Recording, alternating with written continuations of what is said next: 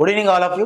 రాబోయే కాలానికి కాబోయే తెలంగాణ ఆంధ్రప్రదేశ్ రాష్ట్ర ప్రభుత్వ ఉపాధ్యాయ మిత్రులకి శుభ సాయంత్రం మిత్రమా. ఈ వీడియో ద్వారా మన యొక్క టెట్ మరియు డిఎస్సిలో పలుమార్లు పదే పదే అడుగుతున్నటువంటి పాఠ్యాంశమైన తెలుగు రెండు రాష్ట్రాల మిత్రులకి ఉపయుక్తమయ్యే విధంగా ఉన్నటువంటి నది వ్యవస్థ, నదులకు సంబంధించిన అంశాలపైన పూర్తిగా మనం తెలుసుకునే ప్రయత్నం చేద్దాం.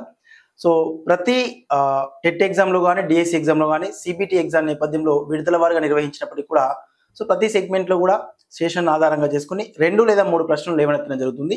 ఇక్కడ టాపిక్ వచ్చేటప్పటికి మనకు 6th క్లాస్ అంటే ఈవీఎస్లో ఉన్నటువంటి నదులు జీవన విధానం అనే పాఠ్యాంశం నుంచి మొదలుకొని ఏపీ మిత్రులకి తెలంగాణ మిత్రులకి ఇంటర్మీడియట్ సెకండ్ ఇయర్ వరకు ప్రాపర్గా లింక్ అవుతూ వస్తుంది. దాంతోపాటు కొన్ని కరెంట్ ఇష్యూస్ని ఆధారంగా చేసుకుని కూడా అడుగుతా ఉన్నాడు, రైట్ సార్. వీటన్నిటిపైన ఒకసారి ప్రత్యేకంగా దృష్టి సారించే ప్రయత్నం చేద్దాం మిత్రమా. అదే తరహాలోనే చిన్న notification, Venkat sir online class యాప్లో ఏపీ మిత్రులకి తెలంగాణ మిత్రులకి ప్రత్యేకంగా స్కూల్ అసిస్టెంట్ సోషల్ పైన షెడ్యూల్ ప్రాతిపదికన ఏర్పాటు చేసిన టెస్ట్ సిరీస్ అందుబాటులో ఉంది. ఆ టెస్ట్ సిరీస్ లో కూడా అన్ని సబ్జెక్ట్ పైన టెస్ట్లు ఉంటాయి. సోషల్ కంటెంట్ టెస్ట్ కి వీడియో ఎక్స్ప్లెనేషన్ కూడా ఏర్పాటు చేయడం జరుగుతుంది. షెడ్యూల్ ప్రకారంగా టెస్ట్లను నిర్వహించబడుతుంది, రైట్ సార్. రిమైనింగ్ అదే తరహాలోనే సూపర్ ఛాలెంజ్ బ్యాచ్ అని తెలంగాణ మిత్రులకి కంటెంట్ క్లాసెస్ ప్లస్ అదే మాదిరిగా టెస్ట్ సిరీస్ ని ప్రత్యేక గైడ్ లైన్స్ ఏర్పాటు చేస్తూ లిమిటెడ్ మెంబర్స్ తోటి ఏర్పాటు చేసిన సూపర్ ఛాలెంజ్ బ్యాచ్ డిఎస్ ని తప్పకుండా క్రాక్ చేయాలనే నేపథ్యంతో లిమిటెడ్ మెంబర్స్ తీసుకొని వాళ్ళకి ప్రత్యేక గైడ్ లైన్స్ ఏర్పాటు చేస్తూ నిర్ధారించినటువంటి కోర్సును ఒకటి రూపొందించాం. ఆ కోర్సు సూపర్ ఛాలెంజ్ బ్యాచ్ లో అందుబాటులో ఉంది మిత్రమా.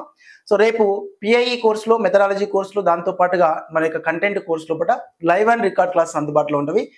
రేపటి షెడ్యూల్లో సోషల్ మెథడాలజీ క్లాస్, తదుపరి తర్వాత పిఐఈ, తర్వాత ఇంటర్మీడియట్ ఎకనామిక్స్, తదుపరి మెథడాలజీ అయిపోయిన తర్వాత ఇంటర్మీడియట్ హిస్టరీ అనేవి మనకు లైవ్ రూపంలో వస్తాయి. మార్నింగ్ సెషన్లో, ఆఫ్టర్నూన్ సెషన్లో ఈ మండే నుంచి మనకు జాగ్రఫీ క్లాసెస్ కూడా డే టైంలో కాకుండా డే టైంలో గెస్ట్ ఫ్యాకల్టీ వచ్చినప్పుడు early morning 4 o'clock to 6 o'clock, night టైంలో కూడా వీలు దొరికినప్పుడు మన యొక్క జాగ్రఫీ క్లాసెస్ ని లైవ్ రూపంలో నిర్వహించుకునే ప్రయత్నం చేద్దాం, రైట్ మిత్రమా. ఎస్, రిమైనింగ్ మిగతా టెస్ట్లకు సంబంధించిన అంశాలు కూడా ఎప్పటికప్పుడు మీకు యూట్యూబ్ ద్వారా, అదే మాదిరిగా వాట్సాప్ ద్వారా మన యొక్క కోర్స్ గ్రూప్లలో ఇంటిమేషన్ ఇచ్చే ప్రయత్నం చేస్తాను. ఇంకెవరైనా మన మిత్రులు కొత్తగా మన వీడియో చూసిన మిత్రులు అయితే టెట్ కమ్ డిఎస్సికి దోహదపడే విధంగా తెలుగు రెండు రాష్ట్రాల మిత్రులు సోషల్ సంబంధించిన అంశాలపైన ఎస్జిటి మిత్రులు కానీ, అదే మాదిరిగా సోషల్ సంబంధించిన ఎస్ఏ మిత్రులు కానీ మన యొక్క యూట్యూబ్ ఛానల్ ద్వారా మీకు అన్ని సబ్జెక్టులపైన ఇంపార్టెంట్ ఎంసీక్యూస్ దృష్ట్యా ముందుకు రావడం జరుగుతుంది మిత్రమా. ఆల్ సబ్జెక్ట్స్ ఆధారంగా చేసుకుని ఇంపార్టెంట్ ఎంసీక్యూస్ రూపంలో పాఠ్యాంశాల యొక్క బోధన ఉంటుంది. యూట్యూబ్ ద్వారా 5% ఇంప్లిమెంటేషన్ ఉంటుంది. అంటే మన యొక్క యాప్ లో ఉండేటటువంటి ఇన్ఫర్మేషన్ తో పోల్చుకుంటే యూట్యూబ్ లో మా దగ్గర కంటెంట్ ఇలా ఉందని నిర్ధారించడం కోసం మీకు యూట్యూబ్ ద్వారా సమాచారం అందిస్తున్నారు. చాలా మంది మిత్రులు సార్ యూట్యూబ్ లో ఫాలో అప్ అవుతున్నాం, యూట్యూబ్ ద్వారా ఫాలో అప్ అయ్యే మేము టెట్కు ఎక్కువ స్కోర్ తీసుకొచ్చాం, లాస్ట్ డిఎస్సి ఇంతవరకు మిస్ అయిందని చెప్పి ప్రస్తావన చేశారు. యూట్యూబ్ లో అందించేటటువంటి కంటెంట్ కేవలం 5% ఉంటుంది మిత్రమా.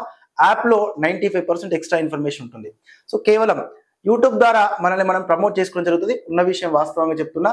కాబట్టి యాప్ లో అతి తక్కువ మొత్తంలో బయట ప్రపంచంతో పోల్చుకుంటే తక్కువ మొత్తంలోనే మీకు ఇన్ఫర్మేషన్ ఇవ్వడం జరుగుతుంది. తక్కువ అమౌంట్ తో ఎక్కువ మన్నికగా ఎక్కువ వ్యాలిడిటీని బేస్ చేసుకుని ఒక 1 year వ్యాలిడిటీ అంటే అప్రాక్సిమేట్లీ ఒక డిఎస్సి వరకు వర్తిస్తుంది. డిఎస్సి ఒకవేళ లేట్ అయితే లేట్ గా ఉంటుంది, 1.5 years కావచ్చు, 2 years కావచ్చు. డిఎస్సి 1 year లోపల అయిపోతే డిఎస్సి వరకు వర్తిస్తుంది. ఆ యొక్క కోర్సులు అన్ని కూడా ప్రాథమికంగా నిష్ణాతులైనటువంటి అధ్యాపక బృందం ద్వారా మీకు కంటెంట్ అందించడం జరుగుతుంది మిత్రం, ఉపయుక్తం చేసుకోండి. సూపర్ ఛాలెంజ్ బ్యాచ్ తెలంగాణ మిత్రుల కోసం ఏర్పాటు చేసాం, త్వరలోనే ఏపీ మిత్రుల కోసం కూడా ఏర్పాటు చేయబోతున్నాం. ఈ సూపర్ ఛాలెంజ్ బ్యాచ్ లో కంప్లీట్ గా డిఎస్సి స్కూల్ అసిస్టెంట్ సిలబస్ మొత్తం కూడా లైవ్ అండ్ రికార్డ్ రూపంలో అందుబాటులో ఉంటుంది. కంటెంట్ ఇంటర్మీడియట్ వరకు వర్తిస్తుంది. PIE classes, methodology classes, GK current affairs classes ఉంటాయి. దాంతో పాటుగా డే 1 డే 2 అని వీక్లీ షెడ్యూల్ ఏర్పాటు చేసాం. మీరు ఏ రోజు కోర్స్ తీసుకుంటే ఆ రోజే మీకు షెడ్యూల్ ప్రారంభమవుతుంది. ఆ రోజే మీరు డే 1 ఎగ్జామ్ రాస్తారు. మేము పొందుపరిచిన షెడ్యూల్ ప్రకారం మీకు ఎగ్జామ్ రాసుకుంటూ వచ్చి పర్ఫెక్ట్ గా క్లాసెస్ విన్నట్లయితే 100% డిఎస్సిని క్రాక్ చేయొచ్చు. దానికి అష్యూరెన్స్ మేము ఇవ్వగలుగుతాం. కారణం ఏంటంటే మనం అందిస్తున్న టెస్ట్ సిరీస్ యొక్క ప్రత్యేకత, పాఠ్యాంశం అంతా కవర్ అయ్యేటట్టు ప్రశ్నలు లేవనెత్తేటట్టు సమాచారం ఉంటుంది. దానికి తోడు అదనపు సమాచారం కూడా.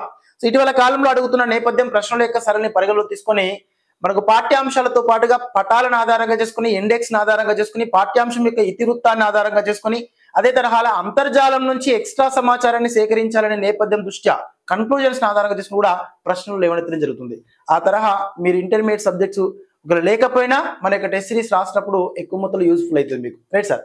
దాంతోపాటు టెస్ట్ సిరీస్ ప్రాపర్ గా 100% ప్రజెంటేషన్ ఇచ్చి మీకు వీలైనంత వరకు పాఠ్యాంశం చదువుకుంటూ వస్తే కూడా డిఎస్సిని క్రాక్ చేయొచ్చు. ఆ తరహాలో రూపొందించిన కోర్సుని మన తెలంగాణ ఏపీ మిత్రులకి ప్రత్యేకంగా సబ్జెక్ట్ వైజ్ కోర్సులు ఉన్నవి. అదే తరహా అన్ని కలిపి సూపర్ ఛాలెంజ్ బ్యాచ్ కూడా ఏర్పాటు చేసాం. రిసీవ్ చేసుకునే ప్రయత్నం చేయండి. ప్లే స్టోర్కి వెళ్ళి యాప్ డౌన్లోడ్ చేసుకోండి. యాప్ లో ఉన్న కోర్సులను రిసీవ్ చేసుకుని మిత్రమా. ఇక ఈ రోజు మన ఈ వీడియో దృష్ట్యా కంప్లీట్ గా గమనిస్తే లైవ్ క్లియర్ గా రావట్లే. Prabhakar sir is clear? ఇక్కడైతే పర్ఫెక్ట్ ఉంది మిత్రమా.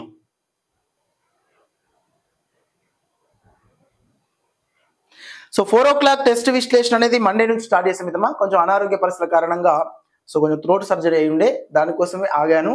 మాక్సిమం మళ్ళీ రిమైనింగ్ వచ్చేటప్పటికి మండే నుంచి స్టార్ట్ చేద్దాం 4 o'clock to 6 o'clock వరకు. దాంతోపాటు నైట్ టైంలో కూడా స్టార్ట్ చేద్దాం. నైట్ సూపర్ ఛాలెంజ్ బ్యాచ్లో 10 PM ప్రాపర్గా గైడెన్స్ రూపంలో మీ రిజల్ట్ అనౌన్స్మెంట్ చేసుకుంటూ మిమ్మల్ని ముందు తీసుకెళ్ళడం జరుగుతుంది. ఆ వీడియో ఈ రోజు కొంచెం ఆలస్యంగా స్టార్ట్ చేద్దాం, బట్ కాకపోతే రెగ్యులర్గా మాత్రం 10 PM ఉంటుంది. రైట్ సార్, ఇక్కడ యూట్యూబ్ వీడియో లేట్ అయింది కాబట్టి అది లేట్ అయ్యే అవకాశం ఉంటుంది, ఇది గమనించండి. రైట్ మిత్రమా, ఓకేనా? రైట్ సార్, ఎనీవే మీకోసం దేనికైనా సిద్ధం మిత్రమా, మీకోసం కాదు మీ విజయం కోసం. రైట్ సార్, మీ విజయమే మా యొక్క పెట్టుబడి, అది గమనించే ప్రయత్నం చేయండి. ఇక్కడ సూపర్ ఛాలెంజ్ బ్యాచ్ తో పాటుగా వన్స్ గమనిస్తే తెలంగాణకు సంబంధించిన సోషల్ మెథడాలజీ కోర్స్ అందుబాటులో ఉంది. ఏపీకి సంబంధించిన సోషల్ మెథడాలజీ కోర్స్, అదే మాదిరిగా పిఐ ఏపీ తెలంగాణ మిత్రులకు ఇరువురికి ఉపయుక్తమయ్యే విధంగా పిఐ సోషల్ మెథడాలజీ ప్రాపర్ గా ఓల్డ్ సిలబస్ న్యూ సిలబస్ రెండింటిని కవర్ చేసుకుంటూ మనం డిస్కస్ చేయడం జరుగుతుంది మిత్రమా. రేపు సోషల్ మెథడాలజీ క్లాస్ ఉంటుంది, తదుపరి మళ్ళీ 2 రోజులు వీక్లీ 2 రోజులు సోషల్ మెథడాలజీ ఉంటుంది, 2 లేదా 3 రోజులు పిఐ క్లాసెస్ ఉంటుంది, ఇంటర్మీడియట్ క్లాసెస్ ఉంటుంది. 10th క్లాస్ వరకు ఇప్పుడు క్లాసెస్ అన్ని రికార్డ్ చేసి పెట్టాం, కొంతవరకు జాగ్రఫీ మళ్ళీ లైవ్ అండ్ రికార్డ్ రూపంలో ఉంటుంది. కరెంట్ అంశాలను కూడా ప్రాపర్ గా బోధిస్తూ వస్తాం. కాబట్టి మన యొక్క Venkat sir online class app ద్వారా నిశ్చితంగా మీరు రిసీవ్ చేసుకోవచ్చు. రైట్ మిత్రమా, 100% సిలబస్ కవర్ చేస్తూ 100% పాఠ్యాంశాల దృష్ట్యా ఇంటర్మీడియట్ లో ఒక్కొక్క పాఠ్యాంశం పైన ఎగ్జామ్ పెట్టిన దాఖలాలు ఎక్కడ లేవు. ఆన్లైన్ ప్రపంచాల దృష్ట్యా మన Venkat sir online class app లో ప్రతి టాపిక్ పైన ఎగ్జామ్ నిర్వహించబడుతుంది. సోషల్ కంటెంట్ టెస్ట్ కి వీడియో ఎక్స్ప్లెనేషన్ ఉంటుంది, ఇంటర్ లింక్ చేసుకుంటూ 10th క్లాస్ వరకే వీడియో ఎక్స్ప్లెనేషన్ ఉంటుంది. రైట్ మిత్రమా,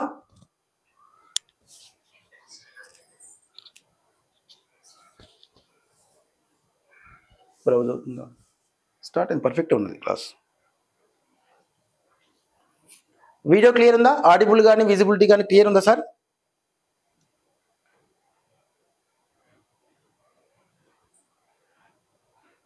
సార్ క్లియరా? డాటా కొంచెం మీ దగ్గర ఎక్కువ తక్కువ ఉంటే సెర్చ్ చేసుకుని ప్రయత్నం చేయండి. అదే మాదిరి కొంచెం లైక్ ఎక్కువ చేస్తే వీడియో క్లియర్గా వస్తుంది అనమాట. రైట్ సార్, మీరు లైక్ చేయకుండా ప్రాపర్గా లైవ్లో ఉన్న మిత్రులందరూ కూడా లైక్ చేసే ప్రయత్నం చేయండి. సార్ ఒకటి గమనించండి, మీ విజయం కోసం రాత్రి పగలు ఉదయం 4 గంటలకు లేచి రాత్రి 11 నుంచి 12 గంటల వరకు మీ విజయం కోసం మేము ఎంతో కొంతవరకు దోహదపడదామని చెప్పేసి మా నేపథ్యం. దానిలో భాగంగా ఎక్కువ మందికి చేరువవుదామని చెప్పేసి యూట్యూబ్ ద్వారా మీ దగ్గర రావడం జరుగుతుంది. దానికి మీరు సపోర్ట్ చేయకపోతే మమ్మల్ని ముందుకు తీసుకెళ్లే వాళ్ళు మీరే కదా. రైట్ సార్, కాబట్టి దీన్ని ఒకసారి పరిగణలో తీసుకునే ప్రయత్నం చేయండి. రాబోయే కాలానికి కాబోయే ఉపాధ్యాయ మిత్రులు, మీరు ఉపాధ్యాయ వృత్తిలో స్థిరపడ్డటువంటి వ్యక్తిత్వాన్ని, స్థిరపడ్డటువంటి నేపథ్యాన్ని ఇప్పుడే ప్రవర్తించే ప్రయత్నం చేయకండి. రైట్ సార్, ఎస్, ఇది గమనించే ప్రయత్నం చేయండి. అట్లా అని చెప్పేసి ఉపాధ్యాయ మిత్రులందరూ అట్లే ఉండరు. కాకపోతే కొంత ఉద్యోగం వచ్చిన తర్వాత మన విధి నిర్వహణ మనల్ని అలా మారుస్తూ ఉంటుంది. మీరు అదే ధర్మాలను ఇప్పుడు ఇంప్లిమెంట్ చేస్తున్నారు మన యూట్యూబ్ ద్వారా. కొంచెం నలుగురు చెప్పే ప్రయత్నం చేయండి, షేర్ చేయండి. Right sir, yes, thank you మిత్రమా, thank you so much. Once ఒకసారి నదీ వ్యవస్థకు సంబంధించిన అంశాలపైన మనం డిస్కస్ చేసే ప్రయత్నం చేద్దాం.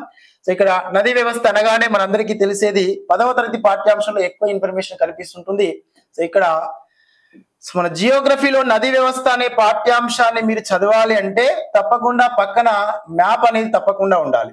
మ్యాప్ అనేది ప్రాపర్ గా మీ హ్యాండ్ ఓవర్ లో ఉండాలి. రైట్ సార్, మ్యాప్ లేకుండా మన నదీ వ్యవస్థ అనే పాఠ్యాంశం చదవడం ఇంపాసిబుల్. చదివినా కూడా అది మన హ్యాండ్ ఓవర్ లో ఉండదు. రైట్ సార్, మ్యాప్ పక్కన పెట్టుకొని ఒకసారి ప్రాపర్ గా చదివినట్లయితే మన ఒంట్లో జీవం ఉన్నంత వరకు ఈ పాఠ్యాంశం నుంచి ఏ తరహాలో ప్రశ్నలు వచ్చినా కూడా ప్రజెంటేషన్ ఇవ్వచ్చు. కాబట్టి దీన్ని పరిగణలో తీసుకునే ప్రయత్నం చేయండి. రైట్ మిత్రమా, ఎస్, మీకు చెప్పేంత గొప్పవని కాదు, ఎందుకంటే మీరు ఎగ్జామ్స్ రాసి ఉన్నారు. లాస్ట్ ప్రీవియస్ పూర్వకాలంలో మేము రాసిన ఎగ్జామ్స్ తో పోల్చుకుంటే ఇప్పుడు మీరు రాసిన ఎగ్జామ్ క్వశ్చన్ పేపర్ యొక్క సరళి ప్రశ్నలు అడుగుతున్న నేపథ్యాన్ని బట్టి మీరు ఇంకా షైన్ అవుతూ వస్తున్నారు. కాబట్టి గమనించాలి, ఇప్పుడు బంగారాన్ని మేలి రకమైన బంగారం, ఎలాంటి కల్తీ లేని ప్యూర్ గోల్డ్ ని తీసుకుపోయి మనం ఎక్కువగా ఆభరణాలు తయారు చేయాలంటే గతంలో ఉన్న డిజైన్స్ వేరు. కాబట్టి గతంలో ఆ యొక్క బంగారాన్ని తయారు చేసే గోల్డ్ స్మిత్ తక్కువ మొత్తంలో టచ్ చేసి తక్కువ మొత్తంలో కొట్టి తక్కువ మొత్తంలో ఎక్కువ మన్నిక ఉండి తక్కువ మొత్తంలో డిజైన్స్ ఏర్పాటు చేసేవాడు. డిజైన్ వేరియేషన్ పెరుగుతున్న కొలది కొట్టడం ఎక్కువ అవుతుంది. కాబట్టి ఇప్పుడు మీరు ఎక్కువ మొత్తంలో కొట్టబడుతున్నారు. రైట్ సార్, కాబట్టి మీ దగ్గర ఎక్కువ కంటెంట్ ఉంటుంది, ఎక్కువ నాలెడ్జ్ ఉంటుంది. రైట్ సార్, అది రేపు భారీ అంటే రేపు భవిష్యత్తులో మళ్ళీ పాఠశాల స్థాయిలో మన యొక్క పౌరులకు అందించడం కోసం మీరు ఎంతో ఎక్కువ మొత్తంలో ముందుకు రావాల్సిన నేపథ్యం ఉంది. ఇది చాలా అవసరం. రైట్ సార్, దీన్ని గమనించే ప్రయత్నం చేయండి. ఇక్కడ ఈ పాఠ్యాంశం నదీ వ్యవస్థ అనే పాఠ్యాంశము మనకి ఈవీఎస్ లో నదులు జీవన వనరులు అనేటువంటి పాఠ్యాంశం నుంచి మొదలుకొని తిరిగి మనకు 7వ తరగతి 9వ తరగతి దాంతో పాటుగా 10వ తరగతి పాఠ్యాంశాలలో జలచక్రం అనేటటువంటి భావన నుంచి ప్రారంభమవుతా వస్తుంది. దాంతోపాటు ఇంటర్మీడియట్ మొదటి సంవత్సరంలో భూస్వరూప శాస్త్రం అని ఉంటుంది, జియోమార్ఫాలజీ. ఈ భూస్వరూప శాస్త్రంలో నదీ ప్రవాహాల ఆధారంగా మనకి తృతీయ శ్రేణి భూస్వరూపాలు అభివృద్ధి చెందుతాయి. నది జన్మించిన స్థానం నుంచి నది అంతమయ్యే స్థానాల మధ్యలో నదికి కూడా మానవుని యొక్క జీవన విధానంలో ఎట్లయితే బాల్య దశ, యవ్వన దశ, వృద్ధాప్య దశలు ఉంటాయో నది ప్రవాహ మార్గంలో కూడా బాల్య దశ, యవ్వన దశ, వృద్ధాప్య దశలు ఉంటవి. నది జన్మస్థానం కొండ ప్రాంతాలు లేదా పర్వత ప్రాంతాలలో జన్మిస్తుంది.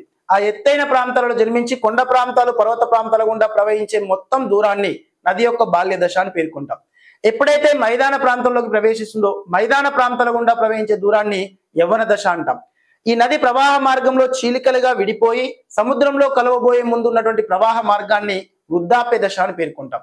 ఈ తరహా నది ప్రవాహ మార్గంలోనే మనకు తృతీయ శ్రేణి భూస్వరూపాలు, టెరిషరీ ల్యాండ్ ఫార్మ్స్ అనేవి అభివృద్ధి చెందుతాయి. అలా భూస్వరూప శాస్త్రంలో వాటి గురించి చదువుకుంటాం. తిరిగి ఇంటర్మీడియట్ ద్వితీయ సంవత్సరంలో ఏపీ మిత్రకి, తెలంగాణ మిత్రకి భారతదేశ నది వ్యవస్థ అనే పాఠ్యాంశం ఉంటుంది. అక్కడ భారతదేశంలో నది వ్యవస్థను ఆధారంగా చేసుకుని ఈరోజు దేశ భూభాగంలో భారతదేశ ఆర్థిక వ్యవస్థకు వెన్నెముకగా నిలబడుతున్నటువంటి వ్యవసాయ రంగానికి ఎక్కువ మొత్తంలో సాగునీటి, త్రాగునీటి అందించడంలో కీ రోల్ పోషిస్తున్నది ఏది అంటే నదులే. Right sir. రిమైనింగ్ ఆంధ్రప్రదేశ్ రాష్ట్రం, తెలంగాణ రాష్ట్రం సంబంధించిన ప్రాంతీయ భూగోళ శాస్త్రంలో కూడా తెలంగాణ రాష్ట్రం సంబంధించిన నదులు, ఆంధ్రప్రదేశ్ రాష్ట్రం సంబంధించిన నదుల గురించి కూడా ప్రశ్నలు లేవనెత్తడం జరుగుతుంది. కాబట్టి నది వ్యవస్థ అనే పాఠ్యాంశము అత్యంత కీలకం. సో ప్రతి కాంపిటేటివ్ ఎగ్జామ్ లో కూడా నది వ్యవస్థ నుంచి ప్రశ్నలు వస్తున్నాయి. టెట్ డిఎస్ఏ కాదు, అన్ని రకాల పోటీ పరీక్షలు వచ్చాయి. ఎందుకు సార్ అంటే ఇక్కడ ప్రధానంగా గమనించాలి, మనం సింధు నాగరికత గురించి చదువుకున్నాం. సింధు నాగరికత గురించి ప్రధానంగా చదువుకున్నాం. అదే తరహాలోనే మెసపటోనియా నాగరికత గురించి కూడా చదువుకున్నాం. దాంతో పాటుగా ఈజిప్ట్ నాగరికత గురించి చదువుకున్నాం. ఈజిప్ట్ నాగరికత, ఈ నాగరికతలన్నీ కూడా గమనించినట్లయితే గత పూర్వకాలంలో అత్యంత తెలివైన జంతువు, భూమి ఉపరితలంపై అత్యంత తెలివైన జంతువు ఎవడే అంటే మీరు, నేను, మానవుడే. మానవుడు భూమి ఉపరితలంపై తన యొక్క పూర్వకాలంలో జీవించినటువంటి జీవన విధానాలు, సంస్కృతి, సాంప్రదాయాలు, ఆచార వ్యవహారాలు, ఆహారపు అలవాట్ల గురించి ఈ రోజు మానవుడు తెలుసుకునే విధానాన్ని నాగరికత అని పేర్కొన్నాం.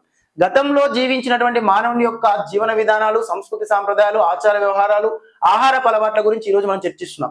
అలా చర్చిస్తున్నటువంటి ఈ యొక్క మానవుడు జన్మించిన తర్వాత ఆఫ్రికా ఖండంలో 1,00,000 సంవత్సరాలకు పూర్వం భూమి ఉపరితలంపై జన్మించిన మానవుడు తన జీవనం యొక్క పరిణామ క్రమాన్ని అనుభవిస్తూ వస్తున్న కాలక్రమంలో మనకి ఈ నదీ పరివాహక ప్రాంతాల్లోనే స్థిర జీవన విధానాన్ని ఏర్పాటు చేసుకున్నాడు. రైట్ సార్, స్థిర నివాసాన్ని ఏర్పాటు చేసుకున్నాడు. అలా సింధు నది పరివాహక ప్రాంతంలో నివసించిన మానవుని యొక్క జీవన విధానాల గురించి చర్చించేదే సింధు నాగరికత. సో అదే మాదిరిగా ఇరాన్, ఇరాక్ దేశాల్లో ఉన్నటువంటి టైగ్రీస్ నది పరివాహక ప్రాంతంలో నివసించిన మానవుని యొక్క జీవన విధానం గురించి చర్చించేది మెసపటోనియా నాగరికత. అదే తరహాలోనే ఆఫ్రికా ఖండంలోని సహారా ఎడారి, నైలు నది, సో నైలు నది పరివాహక ప్రాంతంలో ప్రధానంగా సహారా ఎడారి గుండా పోతున్నట్టు నైలు నది పరివాహక ప్రాంతంలో నైలు నదిని ఈజిప్ట్ వరప్రసాదిని అని పేర్కొంటాం. అలా నైలు నది పరివాహక ప్రాంతంలో ఈజిప్ట్ నాగరికత చర్చించి అలా నాగరికత అభివృద్ధి చెందడంలో కీ రోల్ పోషించిన అంశాలు నదులే. Right sir. ఈ నదులు జన్మించడానికి కీ రోల్ పోషించినటువంటి ప్రధానమైన అంశాలు పర్వతాలు, కొండలు. Right sir. ఏంటి సార్? పర్వతాలు, కొండలు. ఓ భూగోళ శాస్త్రవేత్త, ఓ భూగోళ శాస్త్ర పితామహుడు, ఒక ఆధ్యాత్మికమైన తత్వవేత్త చెప్పాడు, అయ్యా భూమి ఉపరితలంపై పర్వతాలు, కొండలు లేకపోయి ఉంటే మానవుని యొక్క జీవన విధానమే లేదు, మానవుని యొక్క జన్మకు ఉనికే లేదు అన్నాడు. Right sir. మానవుని యొక్క జన్మకి ఉనికే లేదు. ఈ రోజు భూమి ఉపరితలంపై అత్యంత తెలివైన మానవుడు అభివృద్ధి చెందడానికి దోహదపడుతున్న అంశాలు ఏవైతున్నాయో వాటన్నిటి గురించి చర్చించేదే మన జియోగ్రఫీ. అలాంటి జియోగ్రఫీ, అలాంటి భూగోళ శాస్త్రంలో ఈ పర్వతాలు, కొండ ప్రాంతాలు అనేవి, గుట్టలు అనేవి అత్యంత ముఖ్యమైనవి, ప్రామాణికమైనవి. బ్యాక్ బోన్ ఆఫ్ జాగ్రఫీకి ప్రాథమిక అంశాలుగా పిలువబడుతున్నవి పర్వతాలు, కొండలే. జలచక్రంలో భాగంగా మహాసముద్రాలన్నీ ఆవిరై, మహాసముద్రాలన్నీ బాష్పీభవనం చెంది సూర్యుని యొక్క తాపం వల్ల మేఘాలుగా మారి, మేఘాలు రవాణా వ్యవస్థ దృష్ట్యా అంటే మేఘాలు ఒక ప్రాంతం నుంచి మరొక ప్రాంతానికి రవాణా చేయబడి అధిక పీడన ప్రాంతం నుంచి అల్పపీడన ప్రాంతాల వైపు చేరవేయబడి తిరిగి మేఘాలు చల్లబడ్డప్పుడు మనకి వర్షపాతం కురుస్తుంది. ఆ వర్షపాతం కురిసినప్పుడు కొంత నీరు భూమిలోకి ఇంకిపోతుంది, కొంత నీరు బాష్పీభవనం ఎవాపరేట్ అవుతుంది, మరికొంత నీరు ప్రవాహి ధర్మంతో ప్రయాణిస్తుంది. ఆ ప్రవాహి ధర్మంతో ప్రయాణించేటటువంటి నీటి వనరులు యోగి కొండ ప్రాంతాలు, పర్వత ప్రాంతాల్లోనే జన్మిస్తాయి. కొండ ప్రాంతాలు, పర్వత ప్రాంతాల్లో నేల యొక్క మందం తక్కువ ఉంటుంది. సాధారణంగా సగటు భూమి ఉపరితలంపై సారవంతమైన నేల మందం 90 సెంటీమీటర్లు ఉంటే ఇక్కడ 15 నుంచి 30 సెంటీమీటర్లే ఉంటుంది. నేల మందం తక్కువ ఉంటుంది కాబట్టి తక్కువగా నీళ్లు ఇంకిపోయి ఎక్కువగా నీళ్లు ప్రవాహి ధర్మంతో ప్రయాణించే స్వభావం కలిగి ఉంటుంది. అలా కొండ ప్రాంతాలు, పర్వత ప్రాంతాల్లో నీళ్లు ఎక్కువగా ప్రవాహి ధర్మంతో ప్రయాణిస్తూ చిన్న చిన్న రివర్స్ అంటే చిన్న చిన్న గల్లీస్, చిన్న చిన్న పాయలు కాస్త పెద్ద పాయలుగా మారి ఆ పెద్ద పాయలు కాస్త భూమి ఉపరితలంపై రెండు విశాలవంతమైనటువంటి జలభాగాలను విభజిస్తూ, రెండు విశాలవంతమైన భూభాగాలను విభజిస్తూ ఇది ప్రధానంగా ప్రవాహి ధర్మంతో ప్రయాణిస్తుంది. Right sir. అలా భూమి ఉపరితలంపై రెండు విశాలవంతమైన భూభాగాలను విభజించే జల విభాజక క్షేత్రాన్ని నదులు అని పేర్కొన్నాం. నదులు జన్మించిన స్థానం నుంచి అంతిమయ్యే స్థానం వరకు దానిలో కలిసే ఉపనదుల దృష్ట్యా దానిపై నిర్మించిన ప్రాజెక్టులను ఆధారంగా చేసుకుని ఒక నది గురించి అధ్యయనం చేయడాన్ని పోటమాలజీ అని పేర్కొంటాం. నదుల యొక్క అధ్యయన శాస్త్రాన్ని పోటమాలజీ అనే పేరుతో ప్రతిపాదిస్తున్నాం. ఈ నదిలో ప్రవహించే నీటి ప్రవాహ రేట్ ని క్యూసెక్లలో కొలుస్తాం. నీటి ప్రవాహ రేట్ ని క్యూసెక్లలో కొలుస్తాం. నదిలో ప్రవహించే నీటి ప్రవాహ రేటు క్యూసెక్స్. నదిలో ప్రవహిస్తున్న నీరు మంచి నీరా, ఉపయుక్తకరమైనదా లేదా ఉపయోగకరం కానిదాన్ని నిర్ధారించడం కోసం బిఓడి టెస్ట్ చేస్తాం. ప్రీవియస్ డిఎస్సిలో అడిగిన ప్రశ్న. బిఓడి అంటే బయోలాజికల్ ఆక్సిజన్ డిమాండ్. నీటిలో కరిగి ఉన్నటువంటి ఆక్సిజన్ శాతాన్ని బట్టి ఆ నీరు మంచిదా, ఉపయోగకరమైనదా, కలుషితమైన నీరు అని పేర్కొంటాం. ఎక్కువ ఆక్సిజన్ ఉంటే మంచిది, తక్కువ ఆక్సిజన్ ఉంటే నిరుపయోగకరమైనదిగా పేర్కొంటాం. Right sir. ఆ తరహా ఈ నదులు ఈ విధంగా ప్రవహిస్తూ ఈ రోజు మానవుని యొక్క జీవన విధానంలో అత్యంత కీలక పాత్ర వహిస్తున్నవి. అలాంటి నది వ్యవస్థ దృష్ట్యా అభ్యర్థికి అవగాహన ఉందా లేదా, రేపు పిల్లవానికి చెప్పే స్థాయిలో ఉన్నటువంటి ఉపాధ్యాయ మిత్రునికి ఈ నదులపై అవగాహన ఉందా లేదన్న నేపథ్యంతో 5వ తరగతి నుంచి మొదలుకుంటే ఇంటర్మీడియట్ వరకు లింక్ చేసుకుంటూ పాఠ్యాంశాలను ఇచ్చాడు. మరి అలాంటి పాఠ్యాంశాలను మనం సేకరించి సమాచారం దృష్ట్యా తిరిగి మన ఎగ్జామ్ లో ప్రవేశపెట్టే ప్రయత్నం చేయాలి. దాని దృష్ట్యా ఆయన అడుగుతున్నటువంటి నేపథ్యాన్ని ఆధారంగా చేసుకుని నది వ్యవస్థ అనే పాఠ్యాంశం లోపల ఏ ప్రాంతాలు ఎక్కువగా అడుగుతున్నాడు సార్. Right sir. ఒకటి బాగా గమనించాలి. ఈ నది వ్యవస్థ అనే పాఠ్యాంశాన్ని చదివేటటువంటి నేపథ్యంలో మీరు తప్పకుండా నది వ్యవస్థ, సిస్టమ్ ఆఫ్ రివర్స్ లేదా రివర్ సిస్టమ్ అనే టాపిక్ చదువుతున్నప్పుడు పక్కన మ్యాప్ పెట్టుకోవాలి. Right sir. ఈ మ్యాప్ నుండే 1 లేదా 2 ప్రశ్నలు వస్తున్నవి. ప్రీవియస్ 2024 డిఎస్సిలో అడిగాడు. ద్వీపకల్ప పీఠభూమిలో జన్మించి ఉత్తరం వైపు ప్రవహిస్తూ గంగా నది వ్యవస్థలో సంకలనం చెందే నదులు ఏవి క్రింది వాటిలో అడిగాడు. ఇదంతా ద్వీపకల్ప పీఠభూమి, పెనిన్సులన్ ప్లాట్యూ. ఈ ద్వీపకల్ప పీఠభూమిలో జన్మించి ఉత్తరం వైపు ఉన్నత భూభాగాల్లో, సో ప్రధానంగా ఈ ద్వీపకల్ప పీఠభూమిలో జన్మించిన నదులలో ఉత్తరం వైపు ఉన్నత భూభాగాల్లో జన్మించిన అన్నాడు. ద్వీపకల్ప పీఠభూమిలో ఉత్తరం వైపు ఉన్నత భూభాగాలు ఏమున్నాయి అంటే, ఇగో ఈ ఉత్తరం వైపు ఉన్నత భూభాగాల్లో వింధ్యా సాత్పురా పర్వతాలు ఉన్నాయి. అలాంటి వింధ్యా పర్వతాలలో జన్మిస్తున్నవి వింధ్యా పర్వతాలు. వింధ్యా పర్వతాలు అనేవి మన దక్షిణ భారతదేశం వైపేమో గోడ మాదిరిగా నిట్రవాళ్ళను కలిగి ఉంటాయి, గోడ మాదిరిగా ఉంటాయి. ఆ ఉత్తర భారతదేశం వైపేమో స్లోప్, వాలు ఎక్కువ మొత్తంలో కలిగి ఉంటాయి. కాబట్టి ఈ వింధ్యా పర్వత ప్రాంతాల్లో అభివృద్ధి చెందుతున్నటువంటి వర్షపాతం వల్ల జన్మిస్తున్న నదులన్నీ కాస్త ఉత్తర భారతదేశం వైపు ప్రవహిస్తాయి. అలా ద్వీపకల్ప పీఠభూమి యొక్క మొత్తం భూభాగంలో ఉత్తరం వైపున ఉన్నత భూభాగాలు, ఉన్నత మీన్స్ ఎత్తైన, గ్రేటర్. Right sir. అలా ఎత్తైన భూభాగాల్లో జన్మించి ఉత్తరం వైపు ప్రవహించే నదులలో ప్రధానంగా చెంబల్, బెట్వా, కేన్, సోన్ నదులు ఉన్నాయి. చెంబల్, బెత్వా, కేన్. ఈ చెంబల్ నది యొక్క ఉపనది బనాస్ నది అని పేర్కొంటాం. అదే తరహా పర్బతి నది అని పేర్కొంటాం. చెంబల్ నది యొక్క ఉపనదులు పర్బతి, దాంతో పాటు బనాస్. ఈ నదులన్నీ కలిసి యమునా నదిలో కలుస్తున్నవి. యమునా నది పోయి మనకి ఇటీవల కాలంలో కుంభమేళ ఉత్సవాలు నిర్వహించినటువంటి ప్రయాగరాజ్ అనే ప్రాంతం వద్ద గంగా నదిలో కలుస్తుంది. అలా పాఠ్యాంశం దృష్ట్యా పటాన్ని ఆధారంగా చేసిన ప్రశ్నలో ద్వీపకల్ప పీఠభూమిలో ఉత్తరం వైపు ఉన్నత భూభాగంలో జన్మించి గంగానది వ్యవస్థలో సంకలనం చెందే నదులు ఏవయ్యా అంటే మనం చూసినటువంటి చెంబల్, బెట్వా, కేన్, సోన్ నదులు అనేవి ఇవి ప్రధానమైన నదులు. ఇందులో చెంబల్, బెట్వా, కేన్ నదులు అనేవి ఉత్తరం వైపు ప్రధానంగా ప్రవహిస్తవి. Right sir. సో వీటిని గమనించే ప్రయత్నం చేయాలి. ఈ చెంబల్ నది పరివాహక ప్రాంతం ప్రీవియస్ కాలంలో అడిగిన ప్రశ్న టెట్ లోపట. చెంబల్ నది పరివాహక ప్రాంతంలో అవనాళికా క్రమక్షయం అధికంగా జరుగుతుంది. అవనాళికా క్రమక్షయం. Right sir. సో మీకు అందరికీ అర్థమయ్యేట కొంత అవగాహన ఉంటుంది. విక్రమార్కుడు సినిమా చూస్తుంటారు మీరు. Right sir. చూసిన వాళ్ళైతే, చూడకపోతే ఒకసారి మళ్ళీ చూడండి లాస్ట్ మూమెంట్ లో. సో లాస్ట్ క్లైమాక్స్ లో విక్రమార్కుడు సినిమాలో అనుష్క ఆ పాత్ర దృష్ట్యా ఆమె నెగిటివ్ ఏరియా చెంబల్ ఏరియా అని పేర్కొంటాం. సో 12th ఫెయిల్ సినిమాలో కూడా చెంబల్ ఏరియా నుంచి హీరో వస్తూ ఉంటాడు. Right sir. ఈ చెంబల్ నది పరివాహక ప్రాంతం మధ్యప్రదేశ్ రాష్ట్రంలో ఉంటుంది.